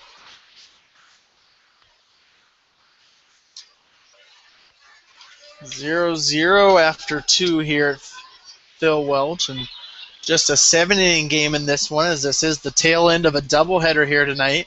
Grotjon lays down a bunt that goes foul down the third baseline, so strike number 1 on him. Mustangs in game number 1 came away with a 2-1 victory on Tanner Lubach's single into left field. Scored Mike Sherburne, who came in from second base. And a fantastic end to a game as Lubach just arrived earlier today to the Mustangs and ended up with a walk-off hit in his first game here. So a lot of excitement going through the crowd after that one. We'll see what the Mustangs come up with in game number 2 here, as we have a 1-2 count on Grotjon.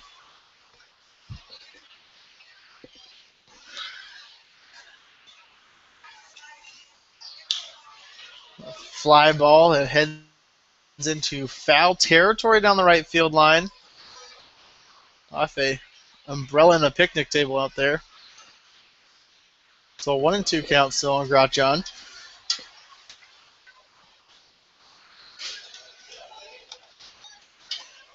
It's a big curveball in there from Riker Fox for strike number 3. Catches Grotjon looking for his third strikeout of this game. And we have the 9-hole hitter John Needles coming up to the plate.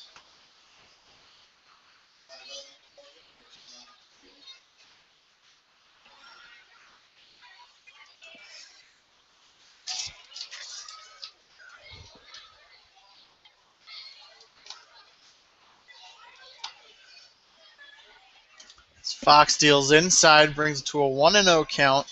This is Needles' first action of this evening. He's played in 21 games for the Diamond Spirit this year, batting .224 on the season. Let's see what he can do here against a fantastic southpaw in Riker Fox.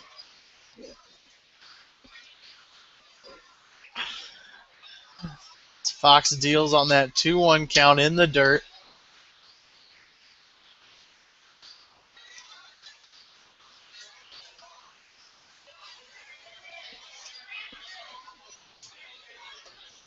The pitch just a little bit low, so a 3-1 count on Needles.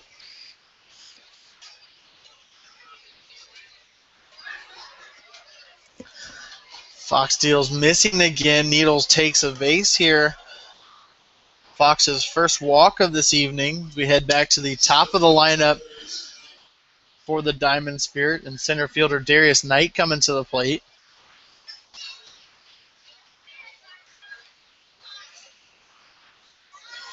Knight flew out to Abernathy on a shallow fly ball to lead off the game.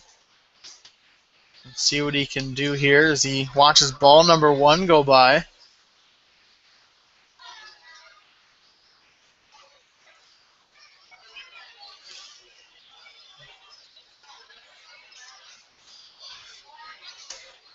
A big sweeping breaking ball falls in there for strike number 1. So a 1-1 count on Knight.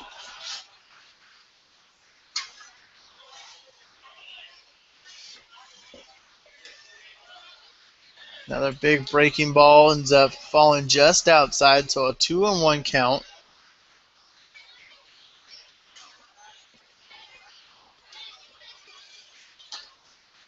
It's outside yet again, a 3-1 count. Knight came into this doubleheader as a typical leadoff man you'd really see. He's batting .326 coming into this one. Also 10 walks on the season. This is the third most on this Diamond Spirit club as he looks for his 11th of the season. And there it is as he heads on over to first base, and Fox walks back-to-back batters here.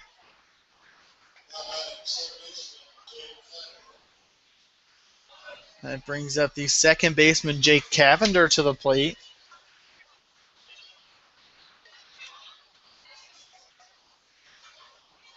Although Fox is the ace of this Mustangs organization at that 7-1 record, 35 strikeouts, he also leads the team in walks with 21, now 22, 23 on the season after these two that he had here in the second, third, and third batters of this third inning. So maybe struggling to find control here. Maybe he's had that a little bit all season. As there was another ball to the batter Cavender. So 1-0 count. Fox hits the inside corner, nice fastball to bring it to a 1-1 count now.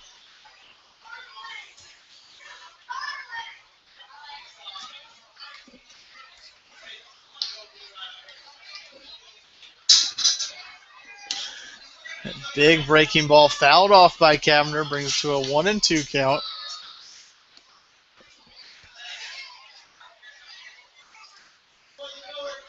Cavender, the lone hit through 2 1/3 here for the Diamond Spears. He had a single in the first inning. A swing and a miss there for strike number 3. That is Fox's 4th strikeout in this ball game. And that brings up the 3-hole hitter, designated hitter Max Carter.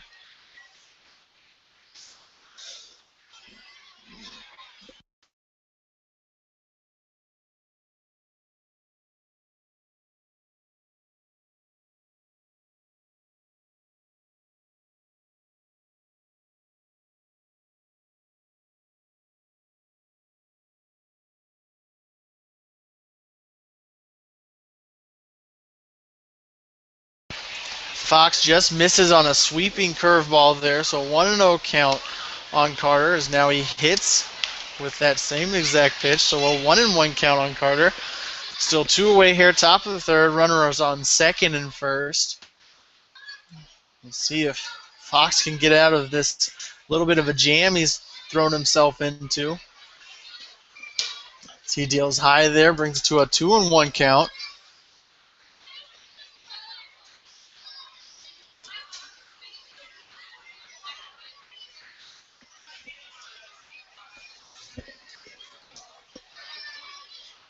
Fox deals a fastball just inside there, so a 2-2 count, even count now on Carter.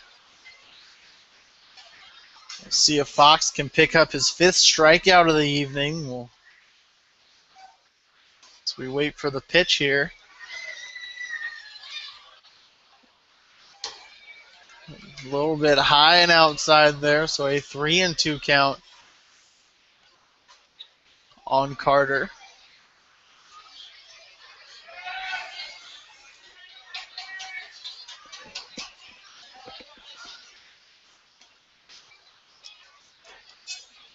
Fox steps off there to check on the runner Needles at second base. Nobody was covering, so no throw there. Both runners taking off, a fly ball into right field. Powers moves back, makes the grab, and shallow right center there for the final out here in the inning. As we head to the bottom half of the third, we're still knotted up at zeros.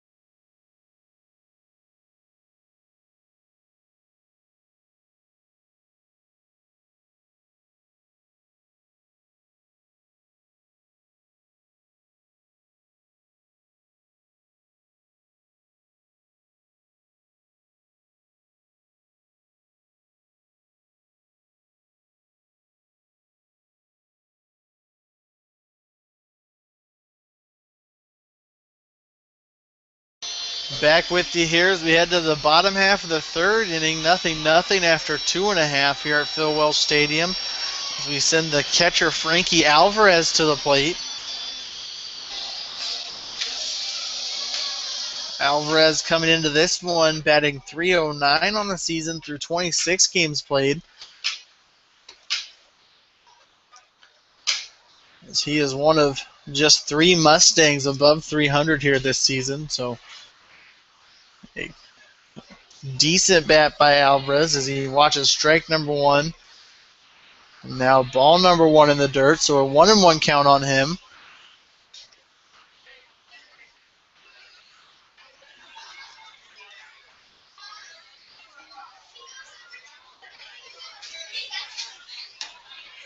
Steyer deals just inside there, brings it to a 2-1 count now.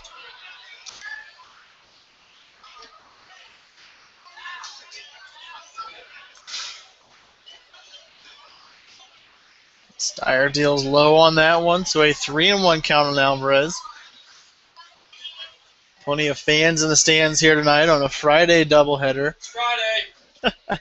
Also dollar beer night, so that's always a big draw. As we have a ground ball almost through the hole. Shortstop Dorn backhands it, but the throw nowhere near in time as Alvarez was 4 or 5 steps past the bag after that one. So a ground ball deep in the hole turns into an infield single for Alvarez to lead off the third inning as we have the 9-hole hitter Matthew Johnson coming to the plate.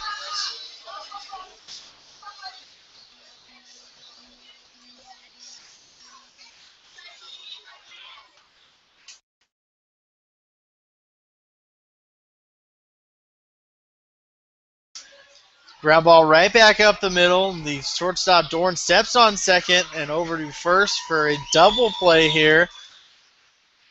That was 1 pitch, 2 outs, so not something you ever really want to see. Unfortunately, just happened to the Mustangs here, and after a leadoff single, there's now 2 away, and the top of the lineup coming up with Lucas Powers stepping in.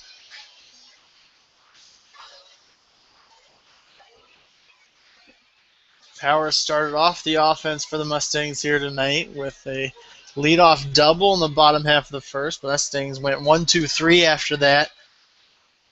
They also weren't able to do anything with it as Powers watches strike 1 go by. Now strike 2 on a nice breaking piece hitting the outside corner from Steyer. So an 0-2 count on Powers. We'll see what he can do here.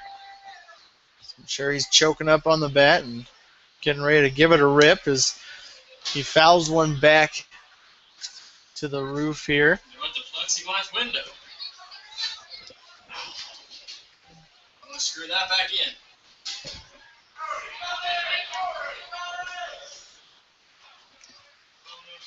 So still 0-2 on Powers as Steyer deals. I guess Powers got a piece of that one, so keeps it at 0-2. So it looks like Chris Roush is coming to life a little bit. We're trying. He had to go on the field between games and deal with all the banana split action out there, so he's a little groggy here tonight.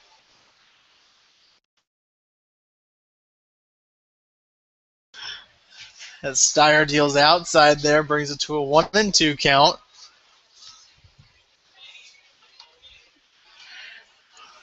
Steyer dealing in the dirt, so to even the count at 2s.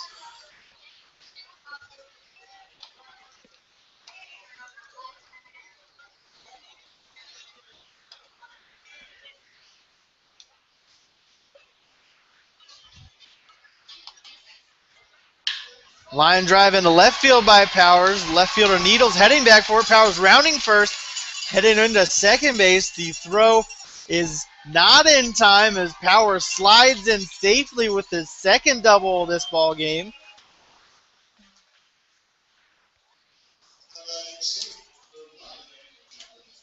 Unfortunately, that double play preceded that double by Powers, so nobody was on base for that one, but a double here to keep the inning alive for the Mustangs as center fielder Ryan Abernathy steps into the box.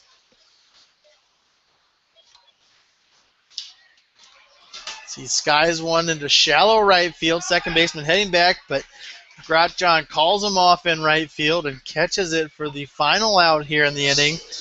So the Mustangs strand another runner here in the third inning. As we head to the top of the fourth, we're still in a 0-0 tie.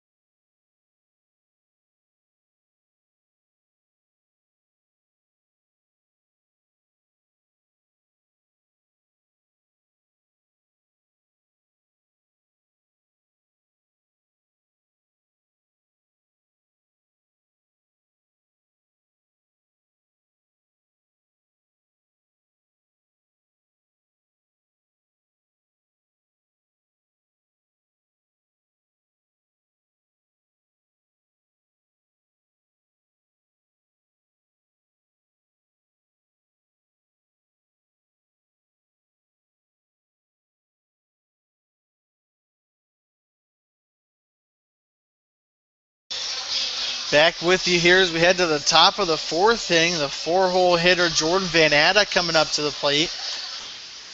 Knotted up at zeros after three. I would say after a third of the game's been played, but this is a shortened tail end of a doubleheader. It's just a 7-inning game. So we're almost halfway through, as Chris Roush points out. We have a ball low there for ball number one. A 1-0 count on Van Atta. We have a fly ball into left field. Sherburne heading back, and it is off the wall in left field as Van Atta rounds first, heads to second, and a stand-up double to lead off the fourth inning for the Diamond Spirit.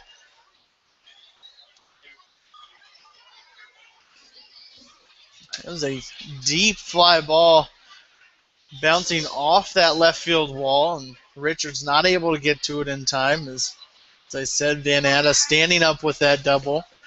That brings up the first baseman, Creighton Wilkie, to the plate. Wilkie 0 for 1 on the night as he grounded out to the first baseman, Joe Corper, to lead off the second inning.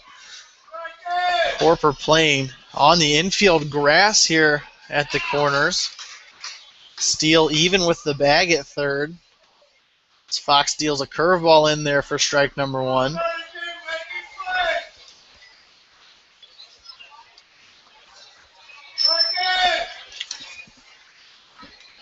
Fox just misses outside the breaking ball, so a 1-1 count on Wilkie.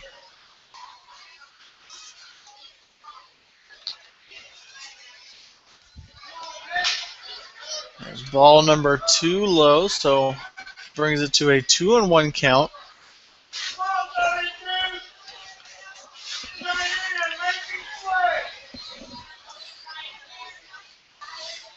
You hope that leadoff double doesn't get to Fox here as he tries to maintain composure on the mound. A big breaking ball in there to even the count at 2s.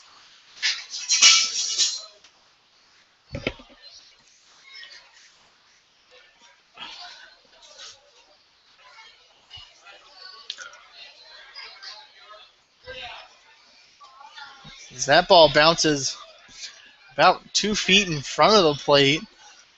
Fortunately, Alvarez able to drop down and block it to maintain Van Atta's position at second base.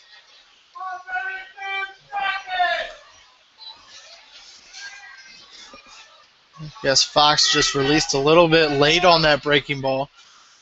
Caused it to pretty much go straight down into the dirt in front of home plate. See if he strikes back. It looked like it was a good fastball. I guess just a bit high, says the umpire. So a walk there to Wilkie, and that puts runners on first and second here. after Fox's third walk of this ball game, and that brings up the third baseman for the Diamond Spirit, C.J. Eggleston, to the plate.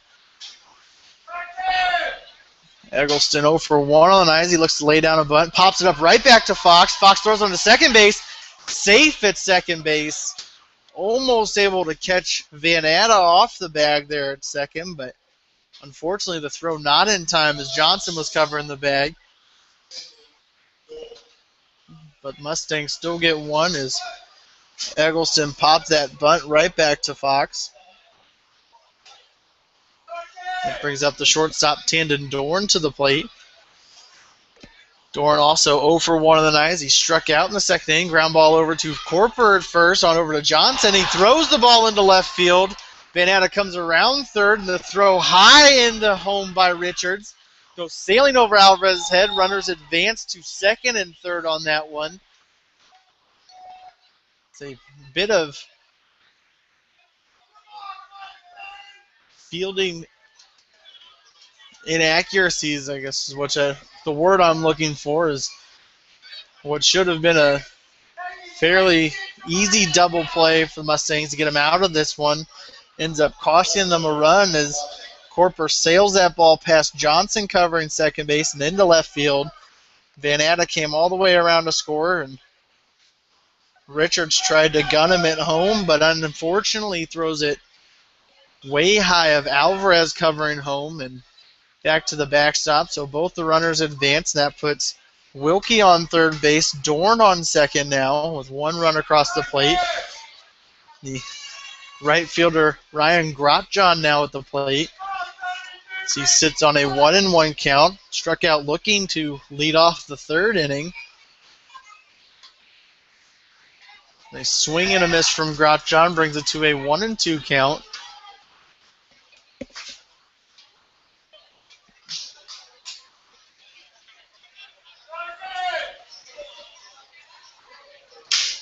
Really a tough one for the Mustangs to take here in the top of the fourth, as Grotjohn has a swing and a miss, becomes Riker Fox's fifth strikeout victim of tonight. The second out of this inning as the 9-hole hitter John Needles comes up to the plate. Needles has one plate appearance back in the third inning, ended up taking a walk in that one. So we'll see what Fox can do against him here, but as I was saying, defense has at times just been very hurtful to the Mustangs, as quite a few games they've had multiple errors in, including the second game here tonight, as there's 2 on the scoreboard already. At times it's been the epitome of perfection and on the defensive side of things, and other times it's been just like tonight, the wild throws.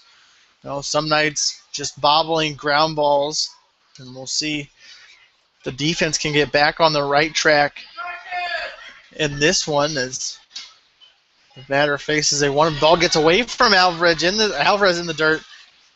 And the second run of the inning comes across the plate as Wilkie comes jogging in from third to score. That puts Dorn on third base now as Needles sits on a 2-1 count.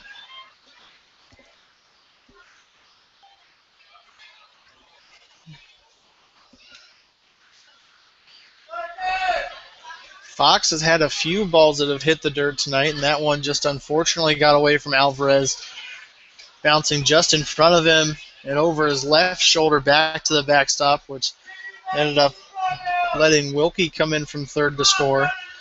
But a 2-2 count on Needles as we watch him here foul one off, so he keeps the count even at 2s.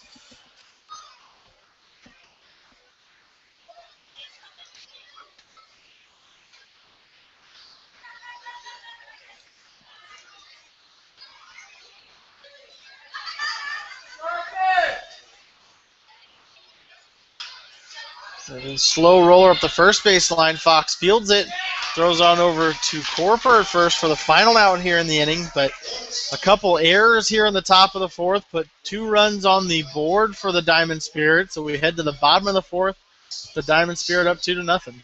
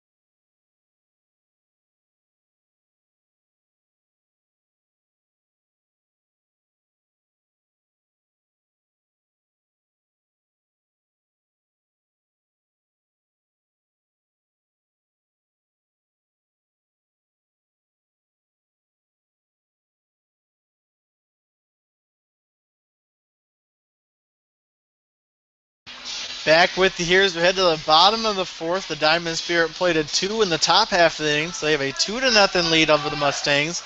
As designated hitter Trent Hill steps up to the plate, and a fly ball into right center field, all the way back to the wall. Hill rounds first, heads on over to second.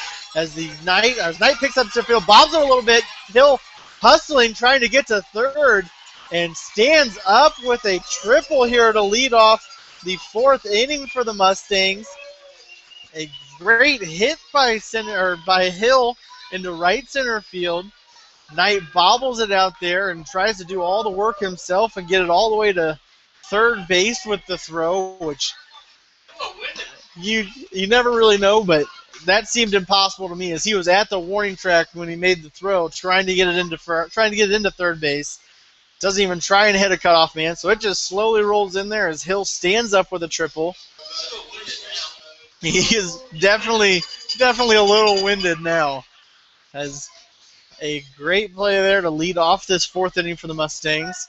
We'll see if they can get something on the board, get something going here as Joe Corper steps up to the plate. Corper 0 for 1 on the night as he flew out to end the first inning. Flew out to the first baseman, Wilkie. As he watches ball number 2 go by.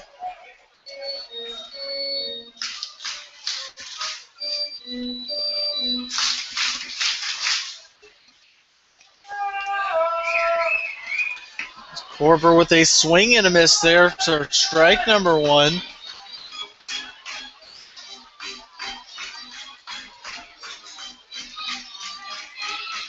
So a 2-1 count on him as he looks for his 25th RBI of the season.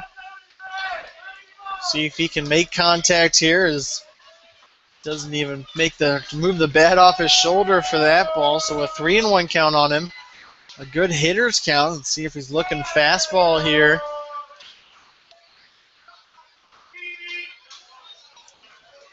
That just hits the inside corner for a 3-2 count now.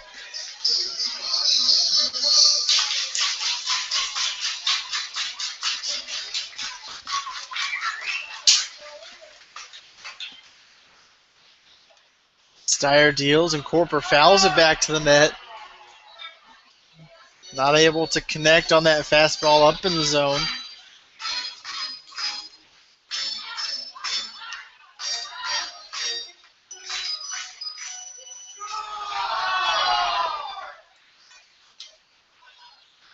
Corper fouls off another one, trying to stay alive and drive in. Hill standing on third. Try to get the Mustang fans into this one. See if they'll be on their feet after this one, but Corper takes it inside for ball number 4. So runners on the corner for right fielder Zach Johnson coming up to the plate now. As we have a mound visit for the Diamond Spirit.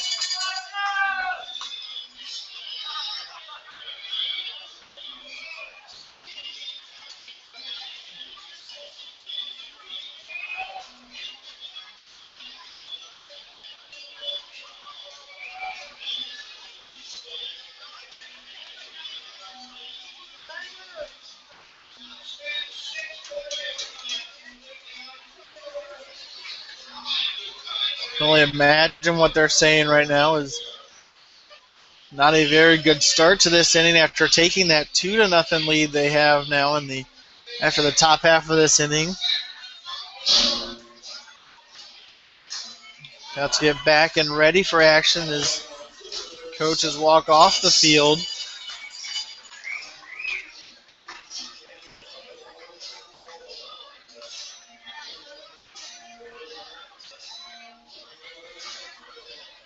Mustangs looking to make something happen here, try and pull out the win to have that 2-game lead in the North Division.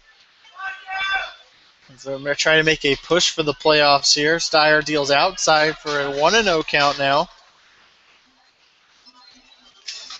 It was a tight race down in the South Division, but Sedalia seems to have pulled ahead fairly well in that one as they are now up 4 games on Joplin. down there. So Sedalia fairly close to wrapping that one up. But we still don't know who they're going to play in the playoff series, as Mustangs and the Mudcats still battling for that first position in the North. Johnson's sitting on a 2-0 count now. He fouls one off there, just trickling down the first baseline. So a 2-1 count on him.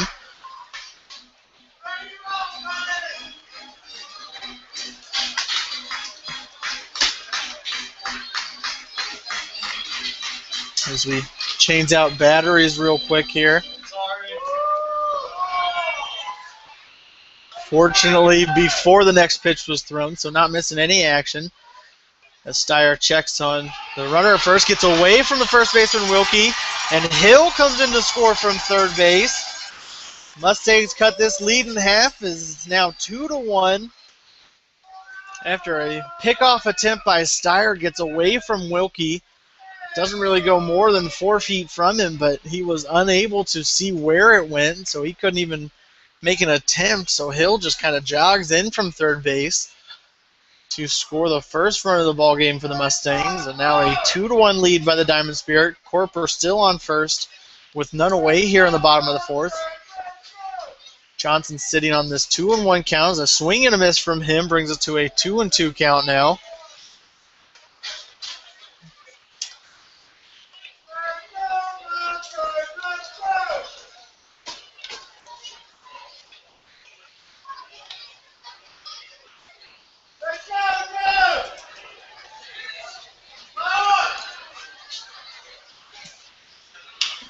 The line drive into center field by Johnson. Knight not able to get to it, falls just in front of him for a single from Johnson. That puts runners on first and second now with none away here in the bottom of the fourth, as left fielder Kyle Richards comes up to the plate.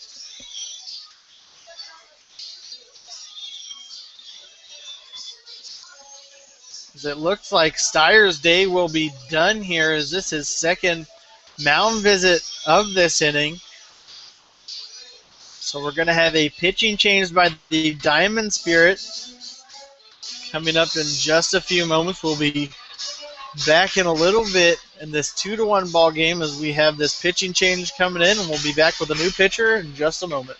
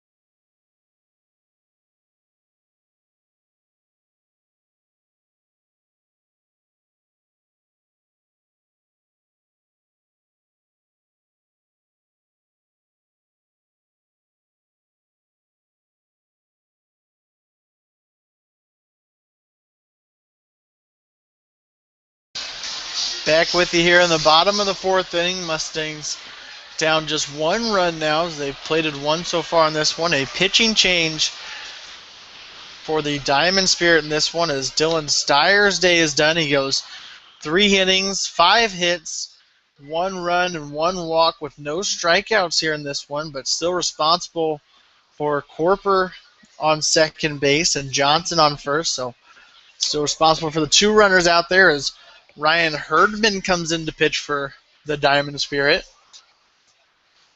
Herdman's pitched in 2 games this year. He's only thrown 4 innings combined in those 2. He's got a 4.5 ERA. As Richards, the batter now, sits on an 0-2 count after he misses that bunt.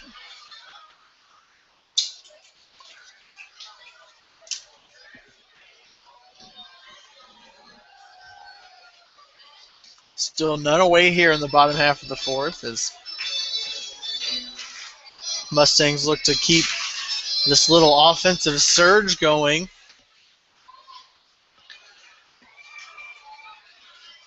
Richards looking to reach base for the first time in this game. He flew out to the first baseman Wilkie in the second inning. We'll see what he can do here as he sits on a 1-2 count now.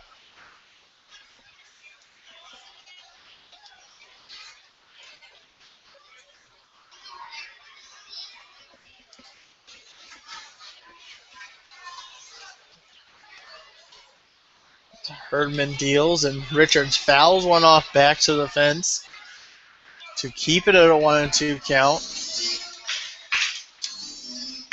Mustangs back at Phil Welch tomorrow night as the Clarinda A's come back to town. The A's beat the Mustangs on Tuesday night 3-0, so Mustangs looking to avenge that loss tomorrow night here as it's the last regular season game here at Phil Welch Stadium. We'll see if we have any playoffs for the Mustangs this year. As Richards fouls one off towards the clubhouse, keep it at a 1-2 count. Look out, kids. Really don't know if the Mustangs are going to make the playoffs or not. Probably won't know until Monday night. That's probably my guess. As we still have that doubleheader over in Chillicothe, then head to Clarinda on Monday. And if necessary, still a makeup game against the Ozark Generals on Tuesday if we need that one to decide the North Division. There's a ground ball over to the second baseman, over to the shortstop covering second, over to first. And out at first base as we turn 2 here. For the first 2 outs in the inning, Corp are able to advance to third on the play. A good turn by Cavender and Dorn, the second base and shortstop tandem up the middle there. As they were able to get Johnson at second base and throw out Richards heading to first, and that brings up the third baseman Hayden Steele to the plate.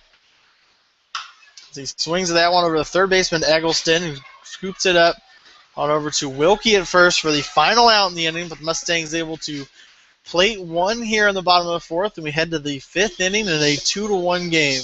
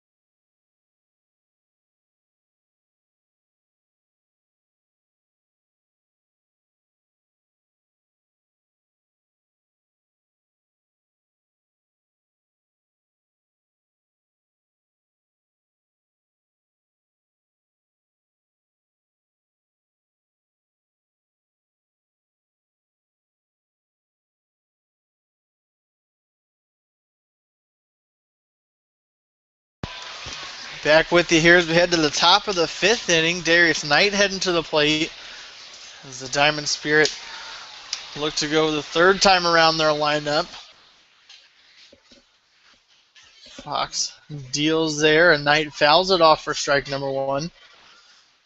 Knight 0 for 1 so far in this one as he flew out to Abernathy in center field. Did reach base on a walk back from the 3rd inning. He fouled off another one there, brings it to an 0-2 count.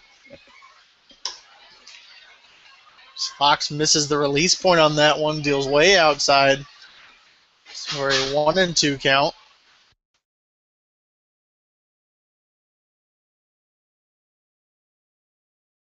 Fox deals in the dirt, brings it to an even count now at 2-2.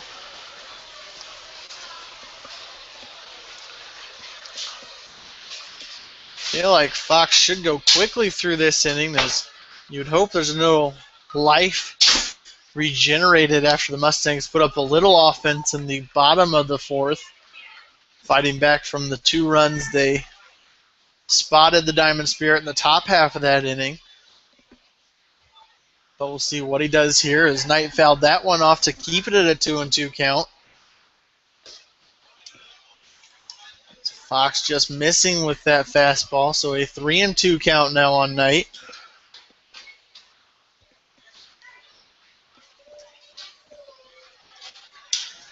It's a high fly ball into right field. Johnson running in, calls off Powers, who was drifting back, and makes the grab for out number 1. We have the second baseman, Jake Cavender, now coming up to the plate. Cavender 1 for 2 in this ball game as he had a single in the 1st inning. They strike out in the 3rd, and we'll see what Fox does against Pierce. We have another high fly ball into right field. Johnson settles under it, makes the grab for out number 2, and now the designated hitter, Max Carter, steps into the plate. A 1-pitch, 1 out for Fox there on Cavender. That's really all you can hope for. We'll see what he does against Carter here as he hits a curveball in there for strike number 1.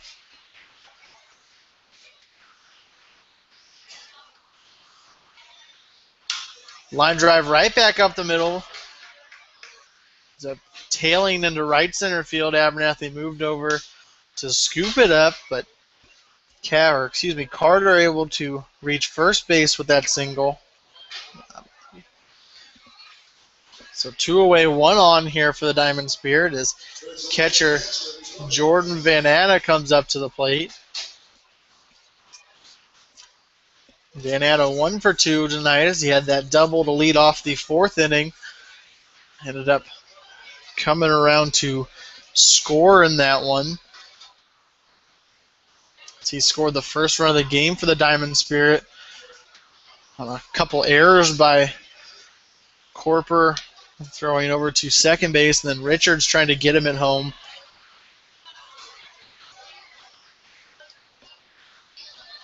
But a 1-0 count on Van Atta. Fox deals a curveball hitting the outside corner to bring it to a 1-1 count now.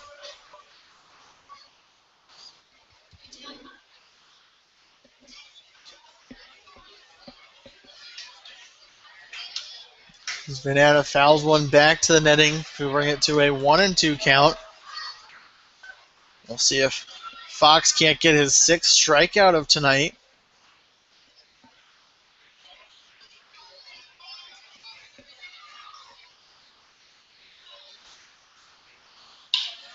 So we have a fly ball into left center field.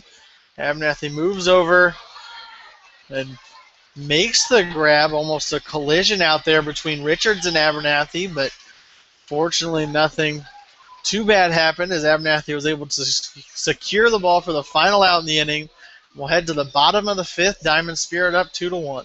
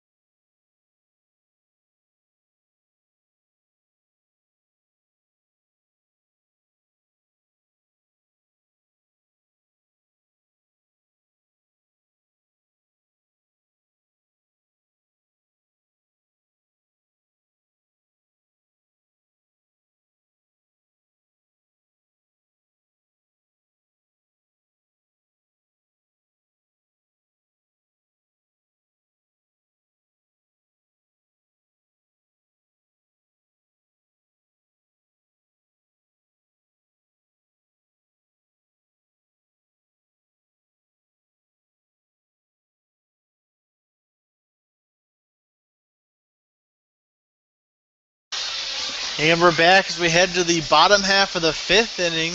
Diamond Spirit leading 2-1 here over the Mustangs. They send catcher Frankie Alvarez to the plate. Alvarez 1 for 1 on the night as he singled in the 3rd inning, but ended up being the lead out of a double play Matthew Johnson hit into for the first couple outs in the 3rd inning. So we'll see what he can do here against Herdman, the pitcher. Herdman deals out, or excuse me, hits the outside corner for strike number 1. So an 0-1 count on Alvarez.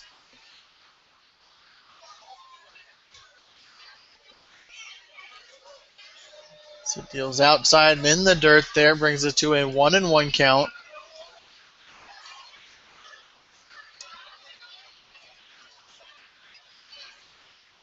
Mustangs were able to get a little something going in the bottom half of the 4th inning after a Trent Hill leadoff triple in that one.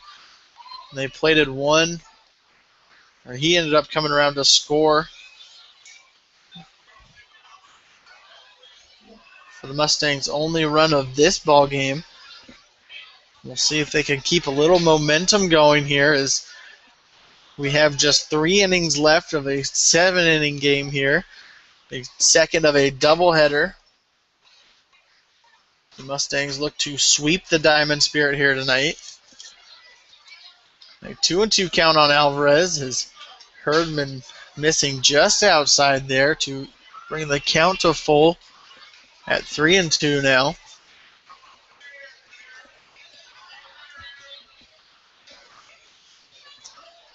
Let's see what he can do here as he hits the inside corner for strike number 3, catches Alvarez looking on a nice breaking ball for the first out here in the 5th inning. That brings up the shortstop Matthew Johnson to the plate.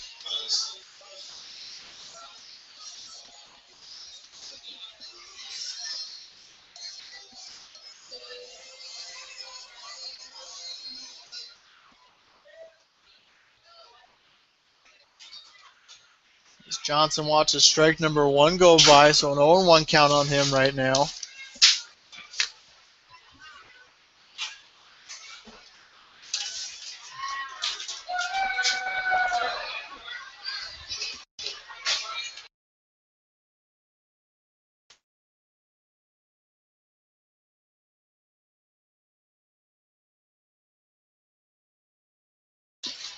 Johnson watches ball number 2 go by just outside there to bring it to a 2-1 count on him. See if he can work the count at all, but lines it right back up the middle for a single here into center field. A good piece of hitting by Johnson. Is able to work the count a little bit and then line it right back into center field for a single. We head back to the top of the order for the Mustangs as Lucas Powers comes up to the plate. Powers with a big night offensively so far as he has a couple doubles on the night. Unfortunately, the Mustangs not able to do anything with those, as he did lead off the game with a double. Also had a double in the 3rd inning. Then Abernathy ended up flying out to right field just after that. So Powers able to get on base, which is what you want to see out of a leadoff hitter. Unfortunately, the batter's coming up behind him, not able to do anything with it. So now he's got a chance to do something himself, as if he hits another double that might score Johnson. But he sits on a 1-1 count right now. As Herdman checks on Johnson at first, but back in time is Johnson.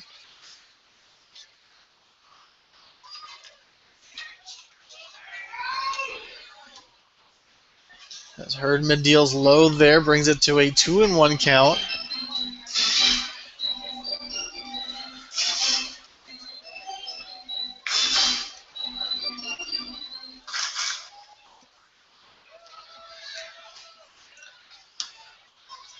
As Herdman checks on Johnson at first again. But Johnson quickly scurries back to the bag and able to avoid an out. As Powers lines one into left field, over the left fielder's head all the way back to the walls. There's another double. He's heading into second. Johnson rounds third, coming all the way into scores. They throw is not in time. The Mustangs tie up the game here in the bottom half of the fifth inning on another Lucas Powers double here tonight. As I said during his at-bat, like he hits a double, Johnson's going to score, and that's exactly what Powers coming up huge so far in this one. Ties up the game here in the bottom of the fifth. That brings up the center fielder Ryan Abernathy to the plate. I said that was Powers' third double of tonight, and all of them the exact same, just line drive ropes into. He just able to quickly get over to second base, and we'll see if the Mustangs can keep something rolling and take the lead here in the bottom of the fifth.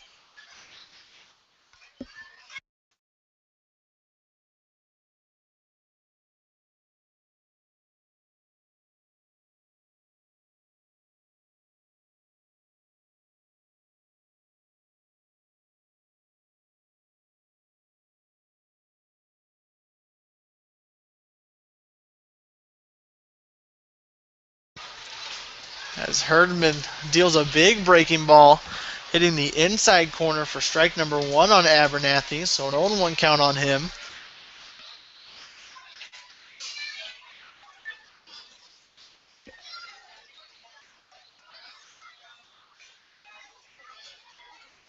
Abernathy with 28 RBIs on the season, leading the Mustangs in that category.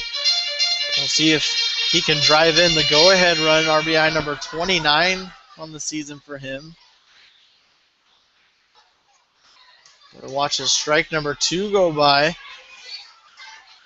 Abernathy 0 for 2 in this game. He was 0 for 3 in game number one of this doubleheader. So all in all, 0 for 5 on the night. Definitely looking for more production out of him. He's able to potentially deliver that here in game number two. Watch his ball number one hit the dirt, so a 1-2 count on him.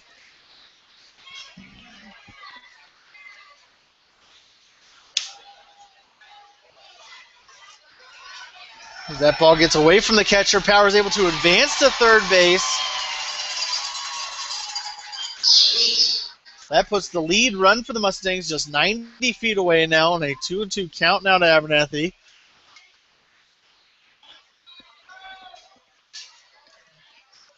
Surprise Powers able to advance. That ball didn't really get away from the catcher Van Atta there, but got away just enough for Powers to be able to advance to third. So a 2-2 count on Abernathy. The go-ahead run for the Mustangs just 90 feet away.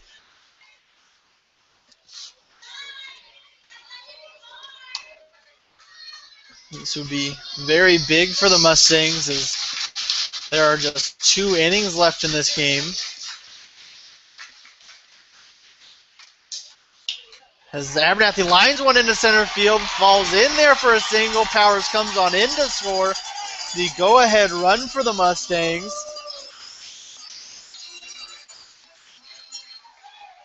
On a good piece of hitting by Ryan Abernathy there.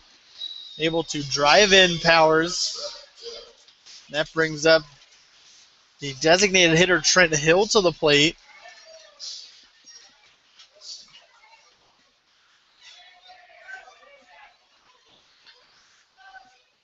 After 3 fairly stagnant innings for the Mustangs, these past 2 have been very good, as that was led off by Hill, who started the 4th inning with a leadoff triple and now gets hit there. So runners on first and second for the Mustangs now.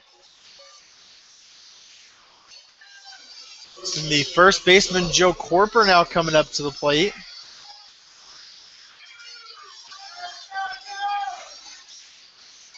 Still 1 away here for the Mustangs in the bottom of the 5th. Corper steps in. He's 0 for 1 on the night. Reached base on a walk in the 4th inning. He watches strike number 1 hit the outside corner.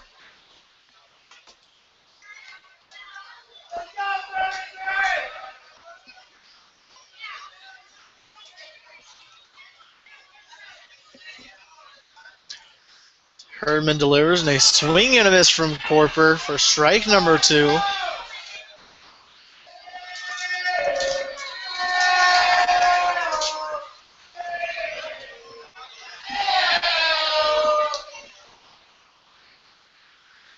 As Herdman delivers, Corper flies one into right center field. Right fielder Grotjohn moves over and makes the grab as Abernathy tags up from second base, advances to third on the play.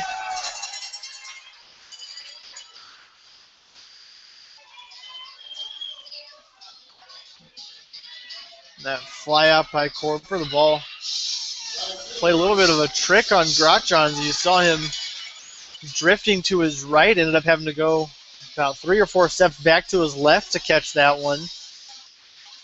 But he was still able to make the grab. Abernathy tagged up, so runners on the corners now for the Mustangs as right fielder Zach Johnson heads up to the plate. Johnson 1 for 2 so far in this one. As Herdman checks on Hill at first base. Throw not in time, so Hill still stands at first base. As Johnson lines one into left field. Left fielder moves in, makes the grab for out number 3, but the Mustangs able to plate 2 here in the bottom of the 5th, so they head to the top of the 6th inning with a 3-2 lead.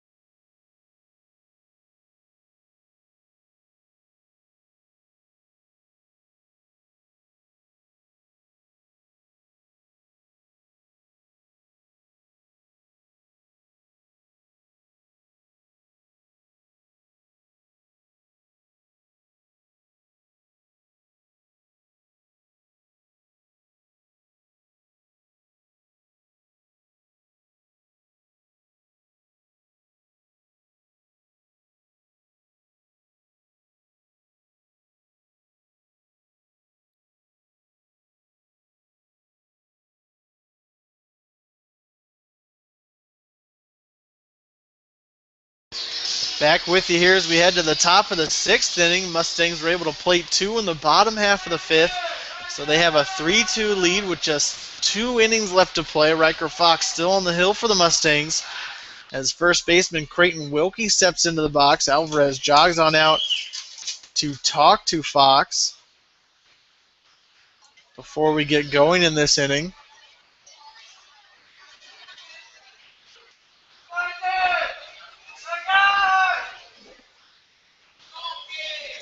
See what Fox can do against Wilkie here. Wilkie 0 for 1 on the night, reached base on a walk back in the 4th inning. Ended up coming around to score the 2nd run of the game for the Diamond Spirit. He whiffs on that one, brings it to an 0-1 count.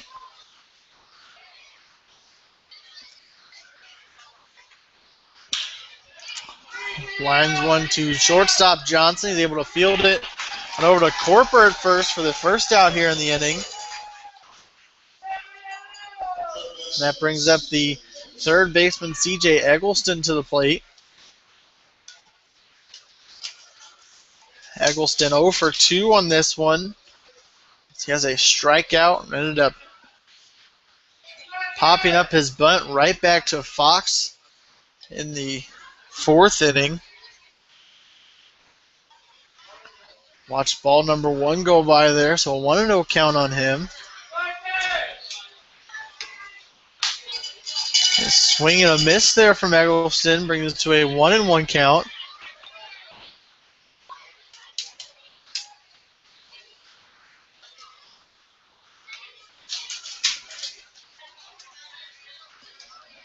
As he watches ball number 2 go by, so a 2-1 count on him now.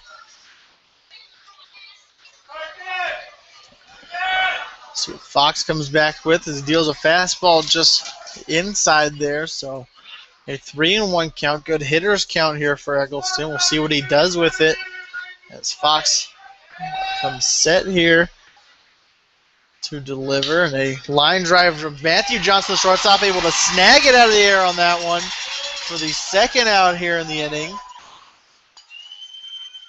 That brings up the shortstop, Tandon Dorn, to the plate.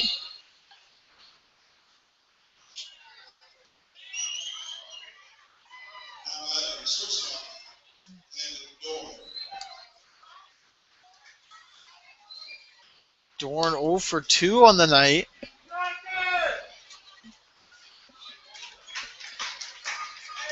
So you watch as strike number 1 go by for an 0-1 count on him.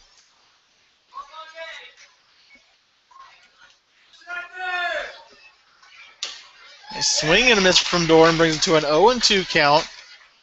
We'll see if Fox can pick up his 6th strikeout of this night to bring it to 41 on the season. Deals from the sidearm motion there. Fortunately ends up being outside, so a 1-2 count on Dorn. There is strike number 3 hitting the inside corner. Good fastball from Fox. His 6th strikeout of the night as he catches Dorn looking. That sets the Diamond Spirit down in order in the top of the 6th. We'll head to the bottom of the inning. Mustangs up 3-2.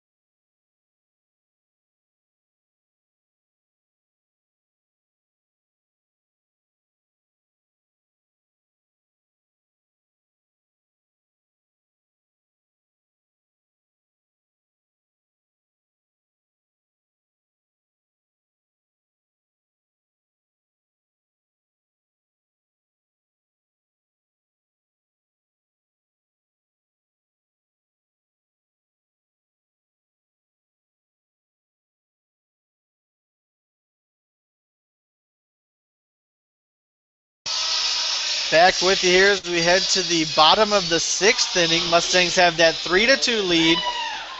As Ryan Herdsman's day is done for the Diamond Spirit. He goes 2 innings.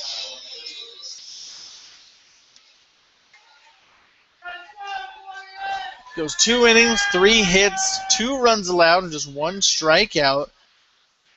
Tonight as we have a fly ball into center field by Richards. Knight moves over, makes the grab for the first out here in the inning.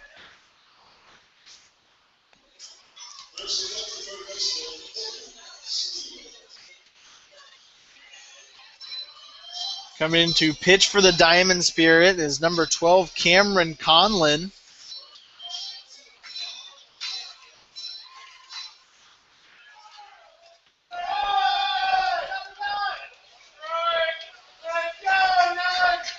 He deals here to Hayden Steele coming into bat.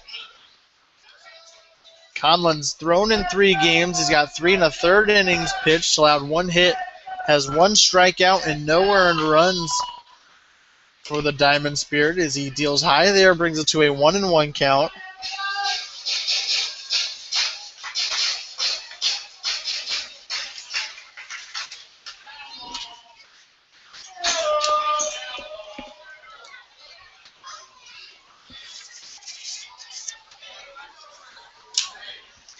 Steele sits on a 2-1 count. He's 0 for 2 on the night. Got a couple ground outs in this one. See if he can reach base for the first time as Conlon deals inside there, brings it to a 3-1 count.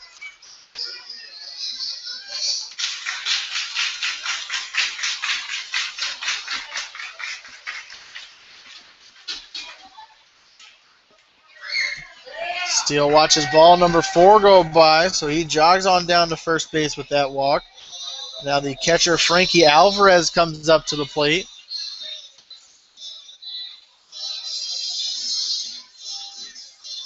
It looks like we have a pinch runner coming in for Steele. So his day is done as we try and look in and see who the pinch runner on first base is coming in for him.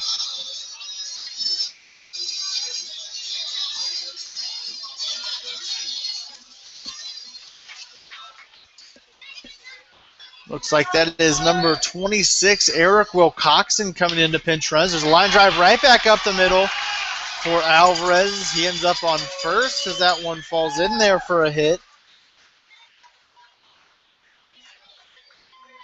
So runners on first and second, 1 away here for the Mustangs as shortstop Matthew Johnson heads up to the plate. Johnson 1 for 2 on the night. He had a single to lead off. Had a single in the 2-hole in the 5th inning. Ended up coming around to score on a Lucas Powers rope into left field. Came all the way around from first to score on that double. So he was the tying run for the Mustangs. They ended up taking the lead in that inning. We'll see what he can do here as he fouls one back to the fence. So an 0-1 count.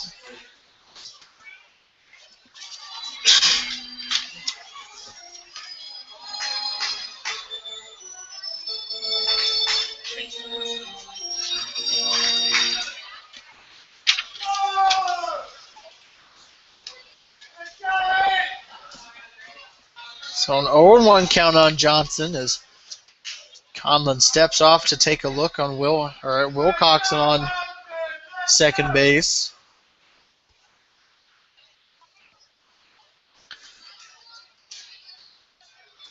As Conlon deals a breaking ball outside there to bring it to a 1-1 count.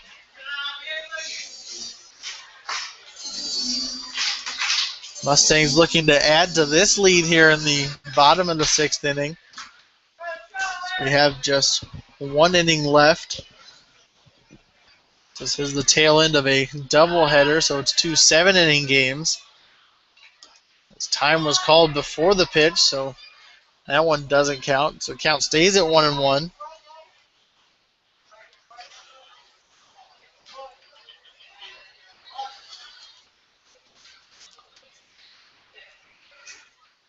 Johnson looked to lay down a bunt there, but pulls it back just in time as that one was outside for ball number 2.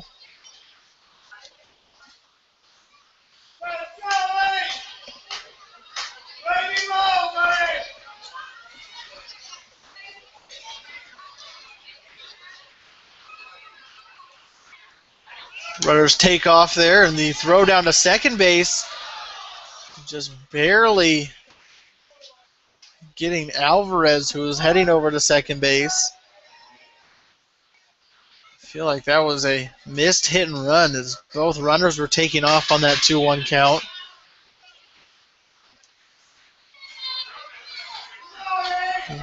But Wilcoxon, who's pinch running for Hayden Steele, ended up at third base on that one as Alvarez was thrown out at second base. But there is ball 4 to Matthew Johnson. So he trots on down to first base after that walk.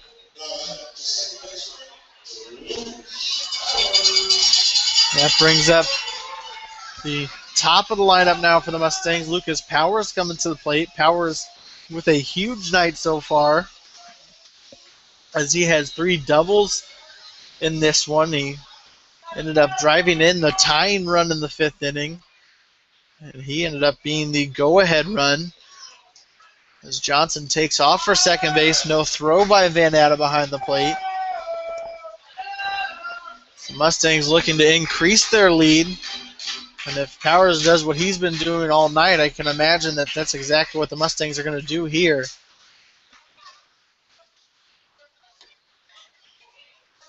As Powers watches strike number 1 hit the outside corner, so 1-1 count on him.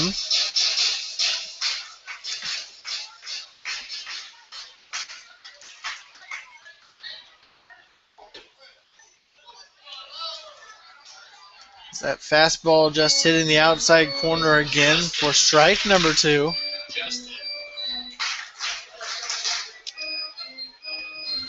So 1-2 count on Powers here. Still 2 away in the bottom half of the 6th. They have a little fly ball behind the plate. Falls in there for a foul ball. So still 1-2 on Powers. As he cracked his bat on that one, heads back to the dugout to get a new one.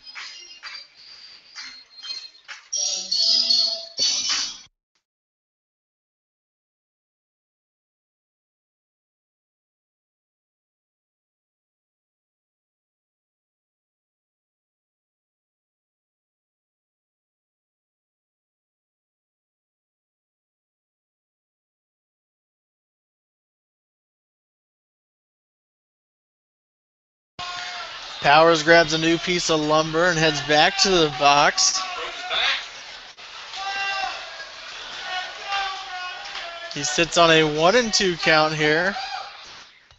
We'll see what he can do as grounds one over to the third base side. Eggleston not able to handle it, gets past him as the run from second comes around to score. And 2 now put up here in the bottom half of the 6th for the Mustangs, as Will Coxon comes in to score from third base. Johnson coming around from second on that one. The Mustangs now have a 5-2 lead here in the bottom half of the 6th.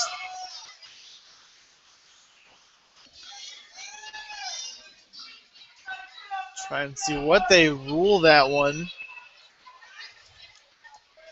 As Abernathy steps into the box. Looks like that was an error on the third baseman, Eggleston. The Diamond Spirit second of the night.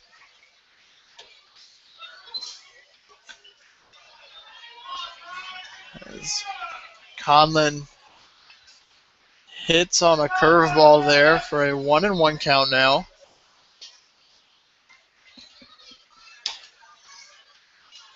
Throws outside, brings it to a 2-1 count.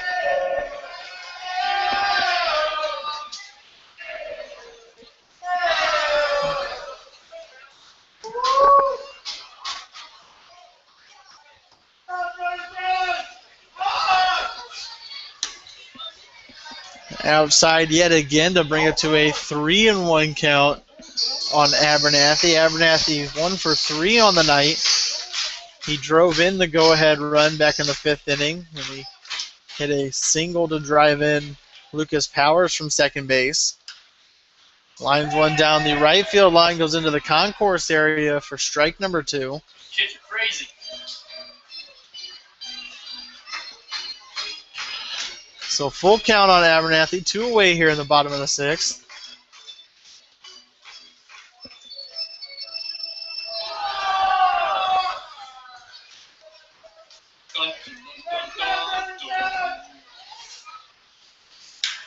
Your line drive into right field.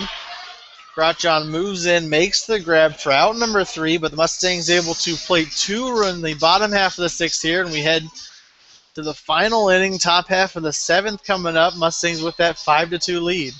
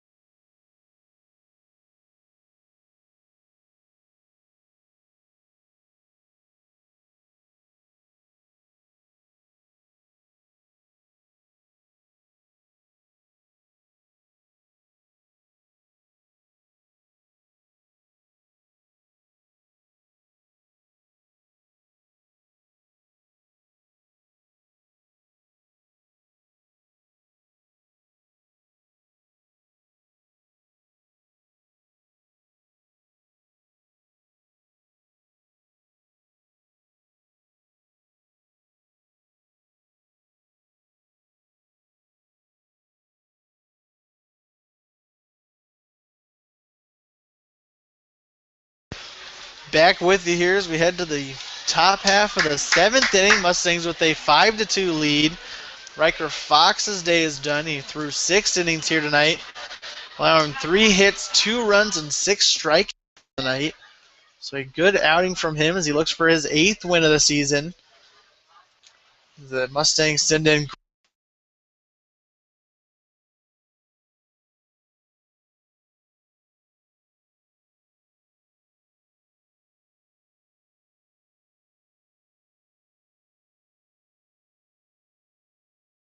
this one up for the Mustangs.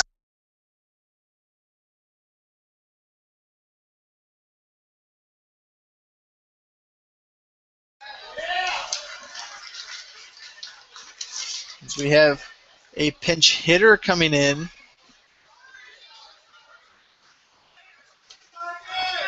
Ryan Grotjohn is pulled from this game.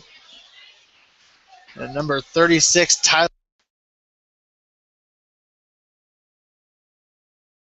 sits on a 1-1 count.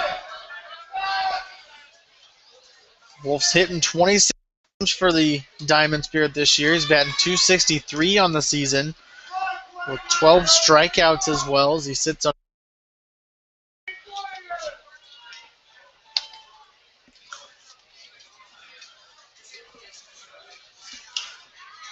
Skies one down the right field line into the concourse area to even the count at 2s. Mustang Cats in the North Division. Still huge games coming up for the Mustangs as Clarinda comes to town tomorrow night. Then the Mustangs head over to Chillicothe to play the Mudcats in a doubleheader on Sunday. Potentially for the North Division. We'll see how tomorrow plays out if the Mustangs hold on here. Hold on, we're going home. But at most, they will have a 2.5 game lead heading into Chillicothe on Sunday. So a huge doubleheader. And this push for the playoffs here, the final 4 days of the season, as Gavin deals high there. Bring it to a 3-2 count.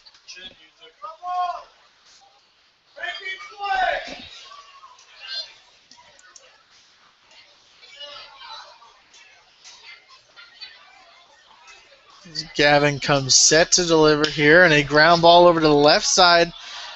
Not able to be handled by the third baseman as it gets away from him on a slow play. So safe at first.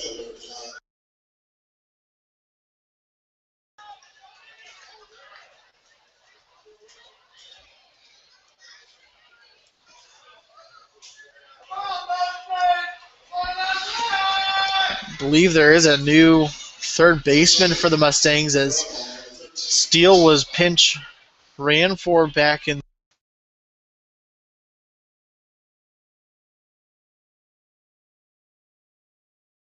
who was unable to handle the ground ball from Wolf. So runner on first as John Nettles comes in to hit. The left fielder's 0 for 1 on the night. Did reach base with back in the 3rd inning.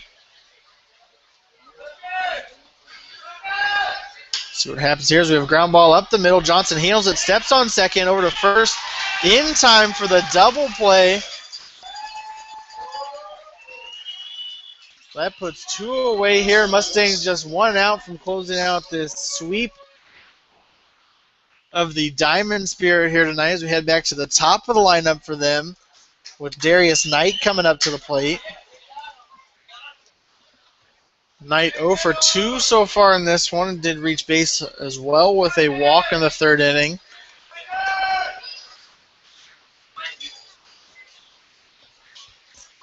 That deals low there, brings it to a 1-0 count.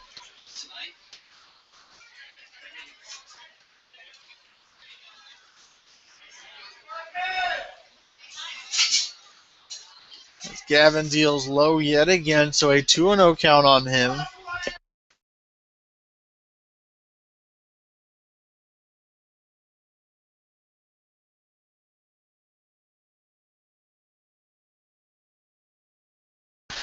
There's a ground ball over to third base. McDonald is able to handle it on over to Corporate first for the final out here in this one. The Mustangs take home a sweep of the Diamond Spirit, winning this one 5-2 as they score 5 runs on 9 hits, and the Diamond Spirit putting up just 2 runs on 3 hits in this one. So the Mustangs able to sweep them and take a 2-game lead over the Mudcats in the North Division. We'll stick around and see who the Eagle Radio Player of the Game is after this one. I can guarantee you it's going to be Powers. If not, I'm right. Throwing it out. Powers with 3 doubles on the night goes 3 for 4, scores a run and an RBI.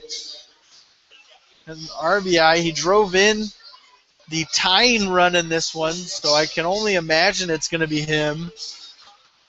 We'll wait and see exactly who it's going to be. I told you, it's Powers. It's gotta be As Powers. Chris Roush just continuously screams at me. If it's not Powers, I just quit. We'll wait for the on-field interview from Kelly Shipp. That's me.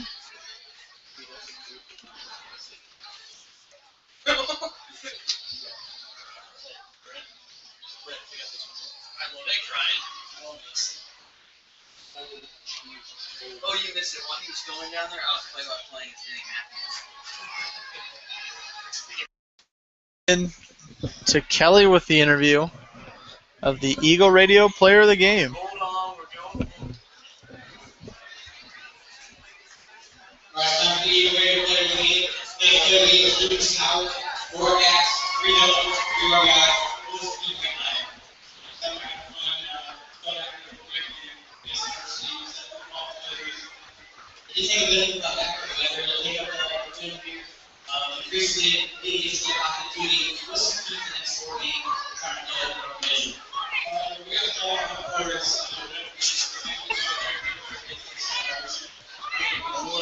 Thank you. There you have it, Eagle Radio Player of the Game, Lucas Powers. In this one, as he goes 3 for 4 with an RBI and a run scored in a 5-2 win over the Diamond Spirit. Mustangs sweep this doubleheader and take a 2-game lead in the North Division. They'll be back here at Phil Welch Stadium to take on the Clarinda A's tomorrow night. We'll hopefully have you back out here for this one. If you can't make it to the stadium, join us on YouTube. Hope everyone has a great night.